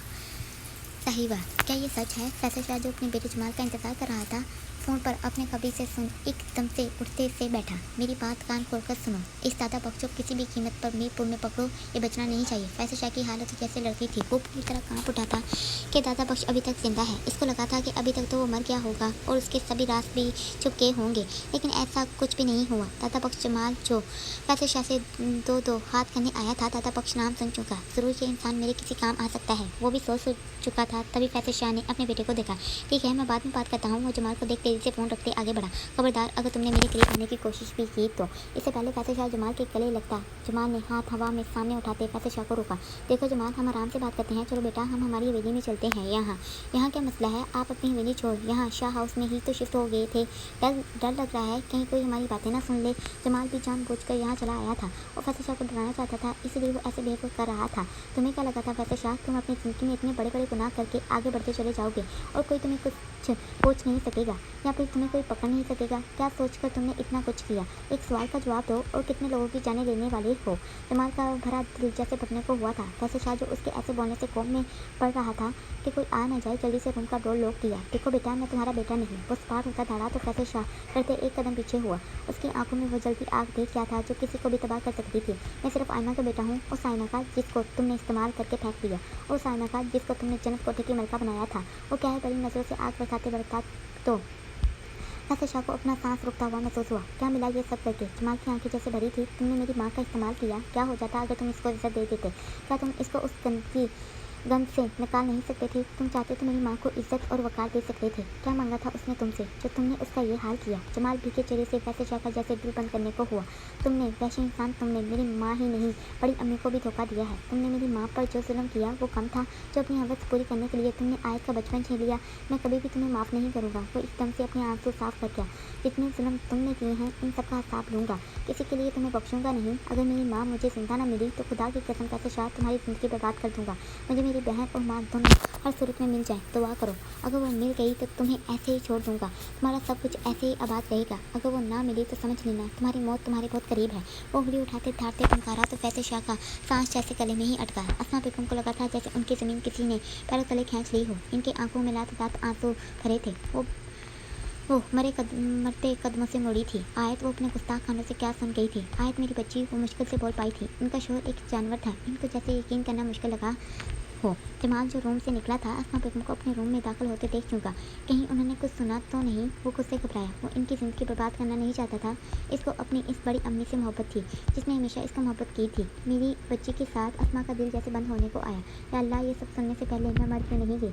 ऐ मेरे अल्लाह, ये क्या जुल्म मेरी फूल सी बच्ची पर कर दिया। जमाल फैसल का बेटा आहिस्ता आहिस्ता जैसे सभी बातें जहन में घूमती चली गई। वो मरते ठंडे पड़ते हाथों से आयत को कौन मिला गई। वो उसको अपने सीने से लगा लेना चाहती थी। उनके सीने में जैसे दर्द उठा था। वो एक हाथ दिल पर रखे आयत जो सो रही थी अचानक से फ़ोन की बेसुध मनाते उठी कि शायद बुरहान की कॉल हो। वो वैसे ही आंखें बंद बेड पर हाथ मारती फ़ोन उठा गई। हाँ बोलो सिद्दी शाह, बीवी की याद कैसे आ गई? वो वैसे ही अपने ध्यान में बोली। आयत अस्मा बेगम की नम धीमी पड़ती आवाज़ सुन आयत एकदम से लेटे से बैठी और फ़ोन कान से उतार देखा। बड़ी अम्मी, वो नंबर देख वापस से फ़ोन कान से लगा गया। बड़ी अम्मी, इस वक्त फ़ोन जाने क्यों उसका दिल घबराया था। आयत अस्मा बेगम की बात महसूस कर मध्यम होती जा रही थी। आंखों से आंसू रुकने का नाम नहीं ले रहे थे। मुझे माफ़ कर दो, मैं तुम्हें जानवर से बचा नहीं सकी। अस्मा बेगम जिसका दिल दर्द से करा उठा था, अपने दिल पर हाथ को तकलीफ से रखने मुश्किल से बात खत्म कर पाई थी, क्योंकि तभी इनकी नज़र सामने जमाल पर पड़ी थी। जो साग था अस्मा बेगम के हाथ से फ़ोन गिरा था। वो जमाल को देख हल्के से रोती मुस्कुराई, उसको पास आने का जैसे इशारा करके। बड़ी अम्मी, जमाल इनको देख समझ गया था कि वो सब कुछ सुन चुकी हैं। बड़ी अम्मी, आयत अस्मा बेगम के मुंह से अल्फाज में शौक हो चुकी थी। आयत की आंखें भीगी थी। वो बैठे उठी थी। इसको कुछ समझ नहीं आया था कि वो क्या बोले। क्या अस्मा अम्मी को सब कुछ पता चल गया? वो सिर्फ इतना ही सोच सकी थी। बड़ी अम्मी, वो फ़ोन कान से लगाई बोली तो उसका दिल जैसे खौफ में मुबला हुआ। मामा पापा, आयत दुपट्टा लेके भागी थी। उसको लगा था जैसे कुछ बुरा हो गया हो। मामा पापा, वो अपने माँ बाप को दरवाज़ा खटखटाना शुरू हुई तो अकराम जो सो रहे थे आयत की आवाज़ सुनते पीछे भागे। क्या हुआ? वो नींद से बोझल हुई अपनी बेटी को गले लगा गए थे। शुबाना बेगम भी अपनी बेटी के करीब आई। पापा, मुझे शाह हाउस जाना है। मुझे लगता है बड़ी अम्मी ठीक नहीं है, उन्होंने मुझे कॉल किया था, वो कुछ घबराई सी मुझे लगी। पापा प्लीज़ मुझे अभी इनके पास लेकर जाएं। आयत को मिन्नतें करना शुरू हुई तो अकराम और शबाना ने अपनी बेटी का ठंडा पड़ता चेहरा देखा। आयत इस वक्त बेटा, शबाना बेगम ने इसको समझाना चाहा। हाँ, इस वक्त कॉल अभी आई थी। प्लीज़ पापा, आप मुझे समझते हैं ना, मेरा दिल बैठे जा रहा है, मुझे बड़ी अम्मी के पास जाना है। वो रोते मुझसे से बोली तो अकराम फौरन से जूती पहन के ठीक है मैं भी चलती हूँ। शबाना बेगम भी अपनी बेटी को देख घबराई। मान, ईरम, आयशा लोग आयत की आवाज़ें सुन उठ चुके थे। पापा मैं भी चलता हूँ। मान इतना बोलते गाड़ी की चाबी लेने गया तो आयत मान के पीछे ही भागी। या अल्लाह तू ही खैर कर, यहाँ क्या चल रहा है। जैसे ही गाड़ी शाह हाउस पहुंची, शबाना बेगम एम्बुलेंस देख बड़बड़ाई। अकराम को भी कुछ बुरा होने का एहसास हुआ। आयत गाड़ी से तेजी से निकली थी। एक नज़र वो जहांगीर, बरहान का बड़ा भाई और असलम शाह लोगों को देख घर में भागी। जैसे ही वो अंदर दाखिल हुई, सामने ही हॉल में अमीता बेगम लोगों को रोते देख आयत को लगा था जैसे सब कुछ खत्म हो गया हो। वो डरते छोटे छोटे कदम उठाते आगे बढ़े तो सामने ही हॉल में अस्मा बेगम को बेखबर सोए देख मुंह पर हाथ रख के आपा शबाना बेगम जो पीछे ही थी अस्मा बेगम को देख इनकी तरफ लगती। अस्मा बेगम मर चुकी थी और आयत को की ज़मीन हिल चुकी थी। वो मरते कदमों के से आगे बढ़ी थी। क्या यही अंजाम था सच के बाहर आने का। सभी के रोने की आवाज़ें ऊंची हुई थी। जमाल जो सीढ़ियों पर बैठा था सिर्फ सोच ही सका था। तभी भीगी आंखों से आयत को देख गया। आयत वो कितने महीनों बाद इसको देख रहा था। जमाल उसका चेहरा देख बिना कुछ कहे लंबे लंबे तक पड़ते घर से निकला। शाह, जनाजा घर से उठा लाओ। सुल्तान शाह जो सभी मर्दों के साथ बैठे थे फरहान को बोले तो अयान लोग जो खड़े थे घर की तरफ बढ़े। फरहान जो वजू करते हटा था, फरहान लोगों को देख पीछे ही घर में दाखिल हुआ। बड़ी अम्मी, काश आप मुझसे बात करती। आज जो उनके पास ही बैठी हुई थी, इनका चेहरा देख दिल में बड़बड़ाई। वो की रो रो कर हालत काफ़ी ख़राब हो चुकी थी। नाज बेगम अपनी बहू को संभालने का काम भी साथ ही कर रही थी। जैसे बेटा वो को माँ की मोहब्बत अस्मा बेगम से मिली थी। वो इनको अपनी माँ समझती ही नहीं, मानती भी थी। पीछे हट जाओ बेटा, जनाजा उठाने का वक्त हो चुका है। अमिता बेगम रोते आयत को पीछे जाने का बोल गई तो आयत जो चारपाई के साथ लगी बैठी थी वैसे शाह को करीब आते देख नफरत अंगेज आंखों से उठी। छूना भी नहीं मेरी बड़ी अम्मी को, ये सब कुछ तुम्हारी वजह से हुआ। घटिया इंसान, मैं तुम्हें छोड़ूंगी नहीं। आयत हारते साथ ही वैसे शाह का गिरबान पकड़ गई। पूरे खानदान की निगाहें जो रोने पर मशगूल थी साथ हुई। फरहान आयत को देख तेजी से आगे हुआ था। वैसे शाह ने आयत की आंखों में बहुत कुछ देखा था। आयत जैसे ही फरहान करीब आया वो आंखें बंद करती नीचे गिरी। फरहान ने इसको सहारा देते पकड़ा। परी प्लीज़ कुछ खा लो। अस्मा बेगम की कहानी खत्म हो चुकी थी। वो अपने शोर का इतना बड़ा जुल्म बर्दाश्त नहीं कर सकी थी और अल्लाह को प्यारी हो चुकी थी। वो के साथ एक नन्ही जान भी थी जो अभी उसकी जिंदगी में आई थी। फरहान उसको शाह हाउस से शाहू हवेली ले आया था ताकि उसका ख्याल रख सके। मुझे भूख नहीं। वो खुद की अस्मा बेगम के साथ वाली पिक्स देखते बोले तो फरहान खाने की प्लेट टेबल पर रखते उसके करीब हुआ और एल्बम को उठाते बंद किया। वो जाने वाले को हम रोक नहीं सकते। मैं सिर्फ इतना बोलूँगा कि जब भी तुम इनको याद करो पढ़कर बख्श देना। हम सब ने भी वही जाना है। जानता हूँ अस्मा आंटी तुम्हारे लिए क्या थी, लेकिन अभी तुम खाना नहीं खाओगी तो तुम्हारे साथ बच्चे पर भी असर पड़ेगा। वो उसकी आंखों से आंसू चुनते बोला तो वो जो रो रही थी उसके सीने से लगी। वो इतनी जल्दी क्यों चली गई, ये अचानक से क्यों हुआ। वो बच्चों की मेहनत रोते बोलना शुरू हुई थी। फरहान खामोशी से उसके बालों को सहलाना शुरू हुआ। आयत ने फैसल शाह को ऐसे गिरबान से क्यों पकड़ा था। फरहान का दिमाग मुसलसल उसी सीन में अटका था। फरहान सभी लोगों के चेहरे देख क्या था जो सब आयत की इस हरकत को नोट करते सोच में पड़े थे। वो एक नज़र फैसल शाह को देख जो लोगों में बैठा हम दतियाँ हासिल कर रहा था उठा। जमाल जो अभी वहाँ आया था फरहान को खड़े देख चुटकी से निगाह उस पर दौड़ा गया। दोनों ने एक दूसरे को देखा था। दोनों की आंखों में बहुत कुछ ज़ाहिर हो रहा था। फरहान आराम से आगे बढ़ा तो जमाल एक नज़र फैसल शाह को देखते असलम शाह की तरफ बढ़ा। मैं मीरपुर जा रहा हूँ, मेरा यहाँ दम घुटता है। अपने उस गिरे हुए भाई को बता देना कि जो मैंने कहा है उस पर अमल करे। और एक बात, जमाल जो जाने लगा था रुका। इसको ये भी बोल देना कि बड़ी अम्मी ने उसकी सभी बातें सुन ली थी। उसका नतीजा ये रहा। वैसे तो उस गिरे इंसान को कोई फ़र्क नहीं पड़ेगा, मगर फिर भी इसको आगाह कर देना कि उसकी ज़मीन बहुत जल्द तंग होने वाली है। जमाल आयत की आंखों में जो नफरत देख चुका था उससे वो अंदाज़ा लगा गया था कि आयत को अपना माजी अभी भी याद है। फरहान बेटा, आयत को कहीं बाहर ले जाओ। ऐसे करो इसको हूर के पास ले जाओ। अमिता बेगम जो आयत के पास से ही आई थी अपने बेटे के बालों में हाथ फेंकती प्यार से बोले। बुखार उतर गया। वो इनके हाथ चूम आयत के बारे में पूछ गया। अभी कुछ ठीक है, तुम देखो जाकर इसको। वो अपने लाल को प्यार करती बोली तो वो सर हिलाता आगे बढ़ा। जैसे ही वो रोने दाखिल हुआ वो सामने ही पुल के पास बैठी नजर आई। वो पानी में टांगे ये गहरी सोच में डूबे जाने क्या सोच रही थी कि फरहान उसके करीब आते बैठ गया। इसको इल्म भी ना हुआ। आयत वो उसको देखते साथ ही उसके कंधे पर हाथ रख अपने साथ लगा गया तो वो चूंकि जबकि उसके तहफ़्फ़ुज़ वाले एहसास को पाते भी की आंखें भींच गई। फरहान, मुझे यहाँ नहीं रहना, क्या हम लाहौर जा सकते हैं। वो इल्तिजाई लहजा लिए बोली तो वो पूरी तरह उसकी तरफ मतवज्जा हुआ। जा सकते हैं, ये भी कोई पूछने वाली बात है। वो मोहब्बत से उसका चेहरा हाथों में भर गया तो उसने काली से आंखों की बार उठाते अपने शोर को देखा जो उसकी खुशी के लिए कुछ भी करने को तैयार रहता था। वो सभी नाराज़गी एक तरफ रखे उसको सुकून देने का सोचे हुए था। बड़ी अम्मी मुझे कहना चाहती थी, उन्होंने मुझे कॉल किया था। वो खुद से बोली तो फरहान ने गौर से उसका चेहरा देखा। आयत, तुमने फैसल मामू को ऐसे अगर वो बड़ी अम्मी के पास होते तो हम इनको अस्पताल लेकर जा सकते थे। इनकी लापरवाही की वजह से आज बड़ी अम्मी हम में नहीं है। बस इसलिए मुझे गुस्सा आ गया। वो खुद को नॉर्मल करते बुरहान को बोली तो वो शक्की निगाह उस पर डालते खामोशी से अपने सीने से लगा गया। ठीक है, फरहान होर को लेकर यहाँ से लाहौर जाने वाला है, तुम भी उसके साथ चली जाओ। मैं यहाँ कुछ दिन मामा पापा के साथ रहने वाला हूँ। इनको मेरी ज़रूरत है। वो इसको वैसे ही खुद से लगाए हुआ, फिर मैं भी यहाँ ठीक हूँ, तुम्हारे साथ ही जाऊँगी। वो बच्चों की तरह मन मनाती बोली तो उसने अंदाज पर खामोशी से मुस्कुरा दिया। वैसे शाह, तुम कुछ दिन मज़ीद ठहरो यहाँ, ऐसे अचानक से क्यों जा रहे हो? अभी तो महीना भी नहीं हुआ। सलमान शाह वैसे जाके मीरपुर जाने की तैयारी देख हैरान हुए थे। भाई साहब, वहाँ मेरे काम रुके पड़े हैं, अभी यहाँ बैठकर क्या करूँगा? बीवी का कम दिल में है, आ जाऊँगा कुछ दिन बाद। वो रोने से रुकनाते बोला तो बुरहान जो वहीं चला आ रहा था अपने पाप को देखते साथ ही राजमा हुआ। चलो भाई फैसल शाह, जैसा तुम्हें बेहतर लगे। सलमान शाह खामोश हुए तो बुरहान फैसल शाह को उठते देख पीछे ही उठा। मामू को इनको तेज़ी से कदम उठाते देख पीछे से ही आवाज़ लगा गया, मुझे आपसे कुछ बातें करनी है। वो तो कर बात बोलते आगे बढ़ा तो फैसल शाह को इसको अकड़ कर जाते देख पीछे ही गया। बहुत सी बातें हैं जो मेरे दिल में भरी पड़ी हैं, इनके जवाब मुझे चाहिए, लेकिन बेफिक्र रहे, मैं कोई जवाब लेने नहीं आया। मैं सिर्फ ये बताना चाहता हूँ कि बहुत से राज हैं जो मीरपुर में दबे हुए हैं। वो वक्त तो नहीं जब बुरहान शाह इन तक पहुँच जाएगा। आपको वार्न करना चाहता हूँ कि मुझसे बचकर रहना है, क्योंकि आप इन निशाने पर हैं। वो बिना लिहाज रखे फैसल शाह को बोला तो फैसल शाह बुरहान के मुंह से राज और सोच में डालने वाली बातें सुन गला खुश कर गया। मीरपुर सर, मैं कह रहा हूँ ना, ज़रूर ये किसी ने हमें गुनाह करने के लिए हमारे साथ शरारत की है। सदीक खत को पढ़ते गफ्फार चौधरी से बोला जो गहरी सोच में पड़ा था। नहीं सदीक, मुझे नहीं लगता ये किसी की शरारत थी। दादा बख्श नाम मैंने पहले सुना भी है और मुराद के साथ इस आदमी को देखा भी है। मैं भी ये सोच रहा हूँ कि जब मुराद की वफात हुई थी तब सब ने इसको मुराद का कातिल करार दिया था, जो कि सबका कहना था कि वो वहाँ से भाग निकला। अगर ये कातिल है तो ये अभी मुझे ऐसे ये सब गफ्फार जो सगार पी रहा था अपनी जगह से उठते वोट क्लास से बाहर सड़कों पर आती जाती ट्रैफिक को देखना शुरू हुआ। सदीक, ज़रा ये बुरहान शाह के बारे में पता करो, मुझे इसको देखना है, मैं मुलाकात करना चाहता हूँ। गफ्फार एकदम से पलटा था और सदीक को हुक्म दिया था, अगर जर बेटा नहीं तो कौन है? गफ्फार दादा बख्श का खत पढ़ते सोच में फिर से गायब हुआ। कहाँ जाने की तैयारी हो रही है? अब सरकार तशाह जो अपने कुत्तों को खाना डाल रहा था अपने पाप को तैयार देख दरियाफ्त कर गया। फैसल शाह की बीवी वफात पा गई है, तुम्हें पता तो होगा। वो मीरपुर आया हुआ है, सोचा उनके पास अफसोस कर आऊँ। वकाश राजी ने आराम से जवाब पास किया तो सचान ने सर हिलाया। वैसे तुम्हारा ये फिरोज चौहान दोस्त और कितने दिन यहाँ रहने वाला है? वकाश राजी जो जाने लगे थे फिरोज चौहान का पूछ रुके। बाबा सरकार, अभी तो वो यहाँ आया है, मुझे अंदाज़ा नहीं था। बुरहान शाह को एक बार मौत के करीब भेजने वाला मेरा दोस्त है, यकीन जाने अब बुरहान शाह का जो अंजाम होगा वो सारी दुनिया देखेगी। फिरोज अपने भाई का बदला भी लेगा और मैं हमारे खानदान की दुश्मनी को निभाऊंगा। तशाह खुद आंखों से बोला तो नादिया जो वहाँ चाय ला रही थी बातें सुन घबराई। वो जाना चाहती थी अपनी खाला की वफात पर, लेकिन किसी ने इसको जाने नहीं दिया था। वो इस कैद में बंद थी, वो चाहती तो आज़ाद हो सकती थी, लेकिन वो खुद को अल्लाह पर छोड़ गई थी। वो हर दिन यहाँ मरती थी और उसके घर वाले भी यहाँ नहीं आ सकते थे, क्योंकि अगर वो आते तो नादिया का ये हाल देख फैसल शाह को कोई नहीं छोड़ता, जिसने ये रिश्ता करवाया था।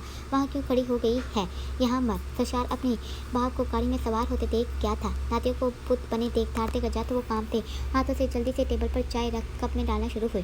नींद पूरी हो गई। फिरोज जो वहीं चला आ रहा था, सशार ने हाथ धोते ससीसा उसको देखते पूछा, बस हो ही गई? फिरोज जो नादिया के करीबी चेयर पर बैठा था इसको गली नज़रों से घूरते सचार को जवाब दिया। सचार ने उसकी नज़रों को अच्छे से नोट किया था।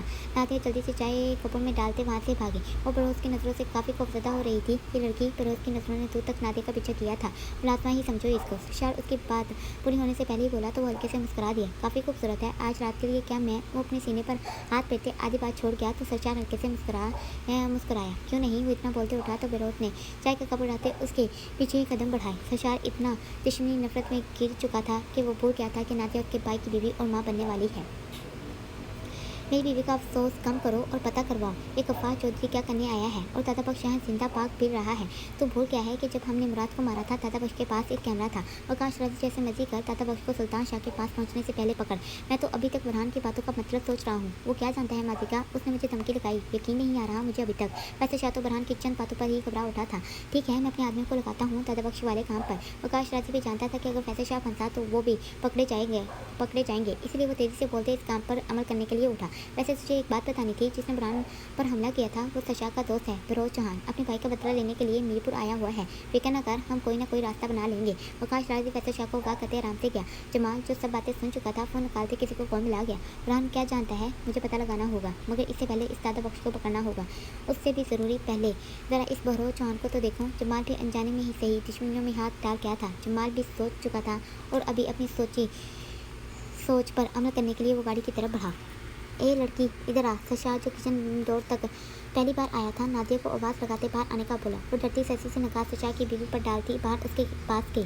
दूध का गिलास मेरे दोस्त को रूम में दे आओ। वो उसको गिलास की तरफ इशारा करता मेहमानों वाले रूम की तरफ जाने का बोल गया तो वो डरती खामोश से सोच में पड़ी। सुनाई नहीं दिया। वो उसको वैसे ही खड़े देख कर जा तो वो डरती फ़ौरन से गिलास उठा गई। आ जाओ। वो फ़ोन पर सशा का मैसेज पर खुश हो चुका था जबकि सादी नादिया को अंदर आने के लिए इजाज़त दी। वो घबराई सी कांपते हाथों से गिलास टेबल पर रख मुड़ी। कहाँ बरोज जो तैयार बैठा था इसको भागने के चक्कर में देख दुपट्टा पकड़ते खींच गया तो नादिया को लगा जैसे कोई क़यामत गिरने वाली हो। छोड़ो। नादिया खुद को कमज़ोर बिल्कुल भी दिखाना नहीं चाहती थी। वो भी पूरी कुव्वत से धाड़ी जुबान चलाती है। वो उसको खुद से लड़ते देख बालों से पकड़ बेड की तरफ फेंक गया तो नादिया घबराती तेजी से दूसरी तरफ से भागने के लिए बेड से उतरी।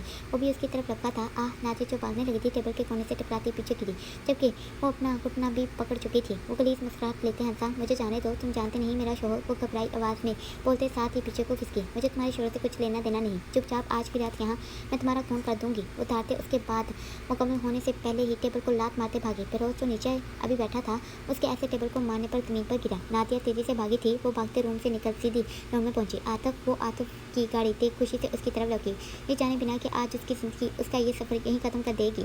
तुम यहाँ ऐसे। वो जो अभी गाड़ी से निकला था हाथों में फूल लिए उसकी हालत देख साख्त हुआ। वो आदमी मेरे साथ ज़बरदस्ती कर रहा था। वो रोते मुश्किल से हाथ धरती बोले।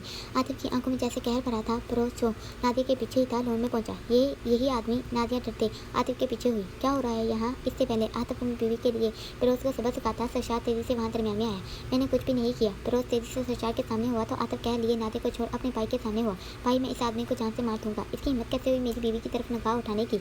वो धाड़ा तो सशा ने इसको पकड़ते फिरोज को दूर किया। बस करो आतिफ। सशा की आवाज़ भी बुलंद हुई। अपनी बीवी से पूछो वह मेहमान के कमरे में क्या लेने गई थी। कसूर तुम्हारी बीवी का है। कोई भी औरत ऐसे रात के बाहर किसी गैर मर्द के कमरे में जाएगी तो शैतान को दावत देगी। भाई कुछ तो खुदा का खौफ खाएं। आपने ही तो मुझे दूध देने भेजा था। नादिया सशा के अल्फाज सुन हिल चुकी थी। चलो सुन लो अपनी बीवी की। वो मुझ पर इल्ज़ाम लगा रही है। मैं पागल हूँ, अपनी बीवी को कहीं निकलने नहीं देता। तुम्हारी बीवी को कैसे किसी गैर के कमरे में भेज सकता हूँ? यही दिन देखने को रह गया था। सशा ने बहुत होशियारी से बात बनाई। आतिफ मेरी बात सुनो, मैं सच बोल रही हूँ। मुझे भाई चटाक। इससे पहले वो आगे कुछ बोलती आतिफ का हाथ उठा था और उसकी गाल की जीनत बना। खामोश। एक लफ्ज़ भी मेरे जान निसार भाई के खिलाफ मत निकालना। अगर एक और लफ्ज़ निकाला तो यही जिंदा दफना दूंगा। उसको बालों से पकड़ते खुद के साथ के सीखते पोरिश की तरफ बढ़ा तो सशा बरोज को लेते आराम से रूम में चलने का बोल गया। ये देखो मैं तुम्हारे लिए क्या लाया था। मैंने सोचा था सारी पुरानी बातें बोलकर तुम्हें हमेशा खुश रखूंगा कि तुम मेरे बच्चे की माँ बनने वाली हो, लेकिन नहीं। वो फूलों को और बच्चों के खिलौने जो वो लाया था सब गाड़ी से निकाल फेंक अपने बालों को नोच किया। तुमने सब कुछ खराब कर दिया। तुम्हारी हिम्मत कैसे हुई मेरे भाई पर इल्ज़ाम लगाने की? उसको बाजू से दबोच किया तो नादिया के दर्द से लात आंसू गिरे। मैं सच बोल रही हूँ, एक बार यकीन करो, मैं झूठ नहीं बोल रही। नादिया ने इल्तिजा की तो वो बेदर्दी से उसको एक और थप्पड़ से नवाज किया।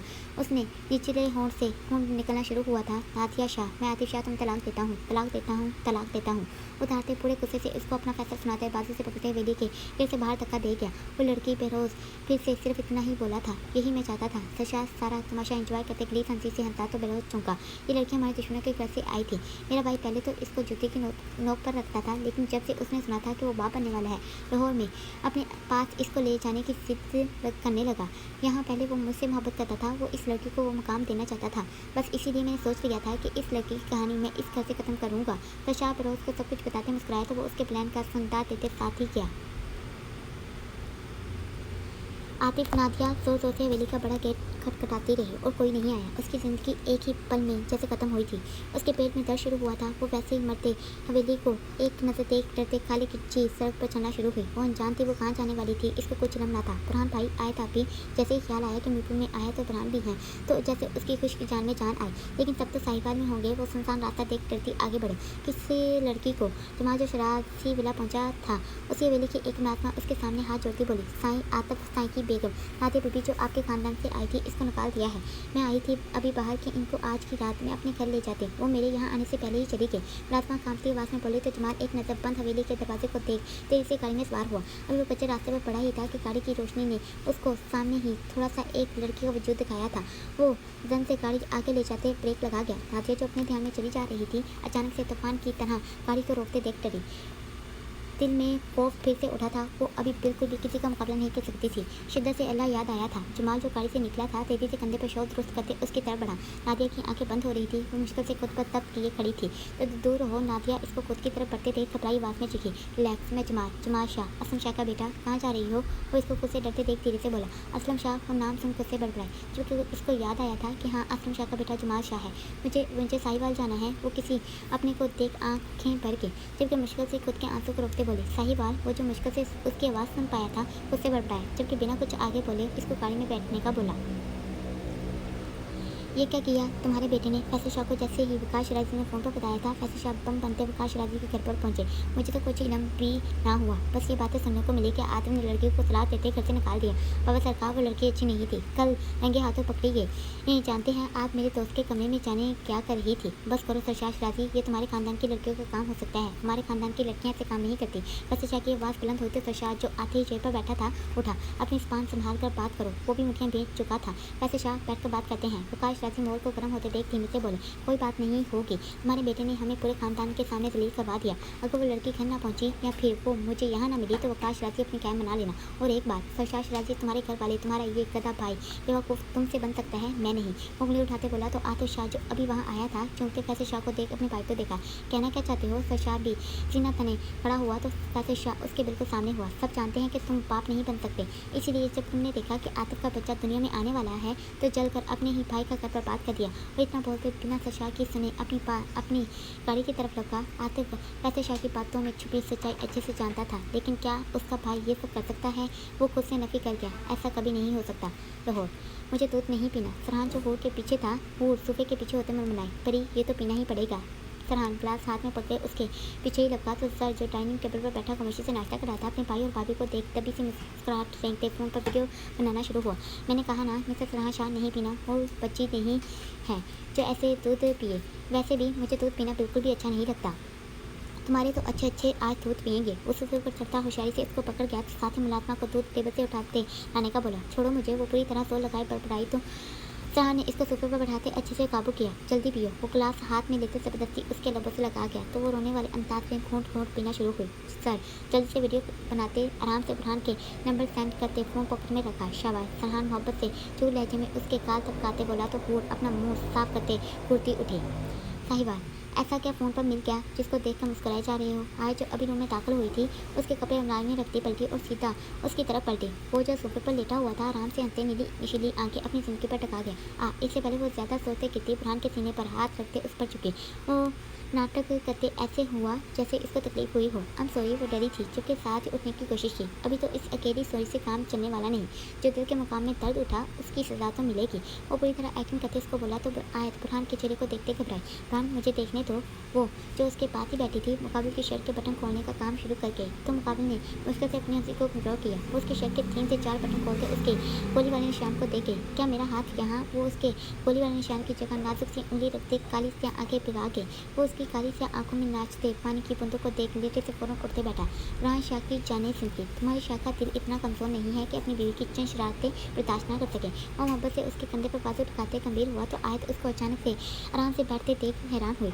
तुम नाटक। वो अपनी काली से आंखें बड़ी करती उसका दिल धड़का गई। जाओ, मैं नहीं बात कर रही। मैं नाराज़ होती उठने के लिए तैयार हुई। ऐसे कैसे तुम्हें नाराज़ होने दे सकता हूँ? उसको कमर से पलटे खुद पर वापस से गिराता लेटा तो आयत उसकी हरकतों को देख डोर को देख के, ये देखो। वो मायने केस होता अपना फ़ोन ओपन करते उसके सामने कर गया। आयत जो मनमना रही थी वो फरहान की वीडियो चलती थी अपनी मकामत बंद करती आराम से उसके साथ लगते वीडियो देखना शुरू हुई। वैसे मैं सोच रहा हूँ मुझे कब मौका मिलेगा ये सब करने का। वो उसका सर खुद के बाजू से उठाते सीने पर रखते साथ ही कैचर उतार गया। आयत के कने लंबे बाल मोड़ की मन फैलाते नीचे ज़मीन पर बिखरे। वो मोहब्बत से उसके सर पर अपने लब रखे खुशबू सांसों में भर गया। आयत जो वीडियो देख गई थी हंसते फरहान के साथ से उठने की कोशिश की। क्या मसला है? 2 मिनट अपने शोर के साथ लेट भी नहीं सकती। वो उसको वापस से खींचते खुद के साथ लगाते सामने कैद कर गया तो वो मुँह उड़ाती चुटकी से निकाल डालते कुर्सी से नवाज के, मैंने कुछ पूछा था। वो उसके बालों में वापस से उंगलियां चलाते बोला, मैंने सुना ही नहीं था। वो जो उसके सीने पर जख्म वाली जगह पर मुलायम से उंगली चलाना शुरू हुई थी मसरूफ से अपने काम में मगन जवाब पास करके। वो जो आराम से लेटा था उसके ऐसे बोलने पर सच्ची साथ सर उठाते देखा। मैंने पूछा था ये वक्त हमारे नसीब में कब आएगा? वो मायने केस होते फिर से सरगोशी करते गिरफ्तार कर गया। जब अल्लाह ने चाहा सब कुछ हो जाएगा। वो खुद की आंखें बंद करती धीमी सी आवाज़ में बोले, जारी है।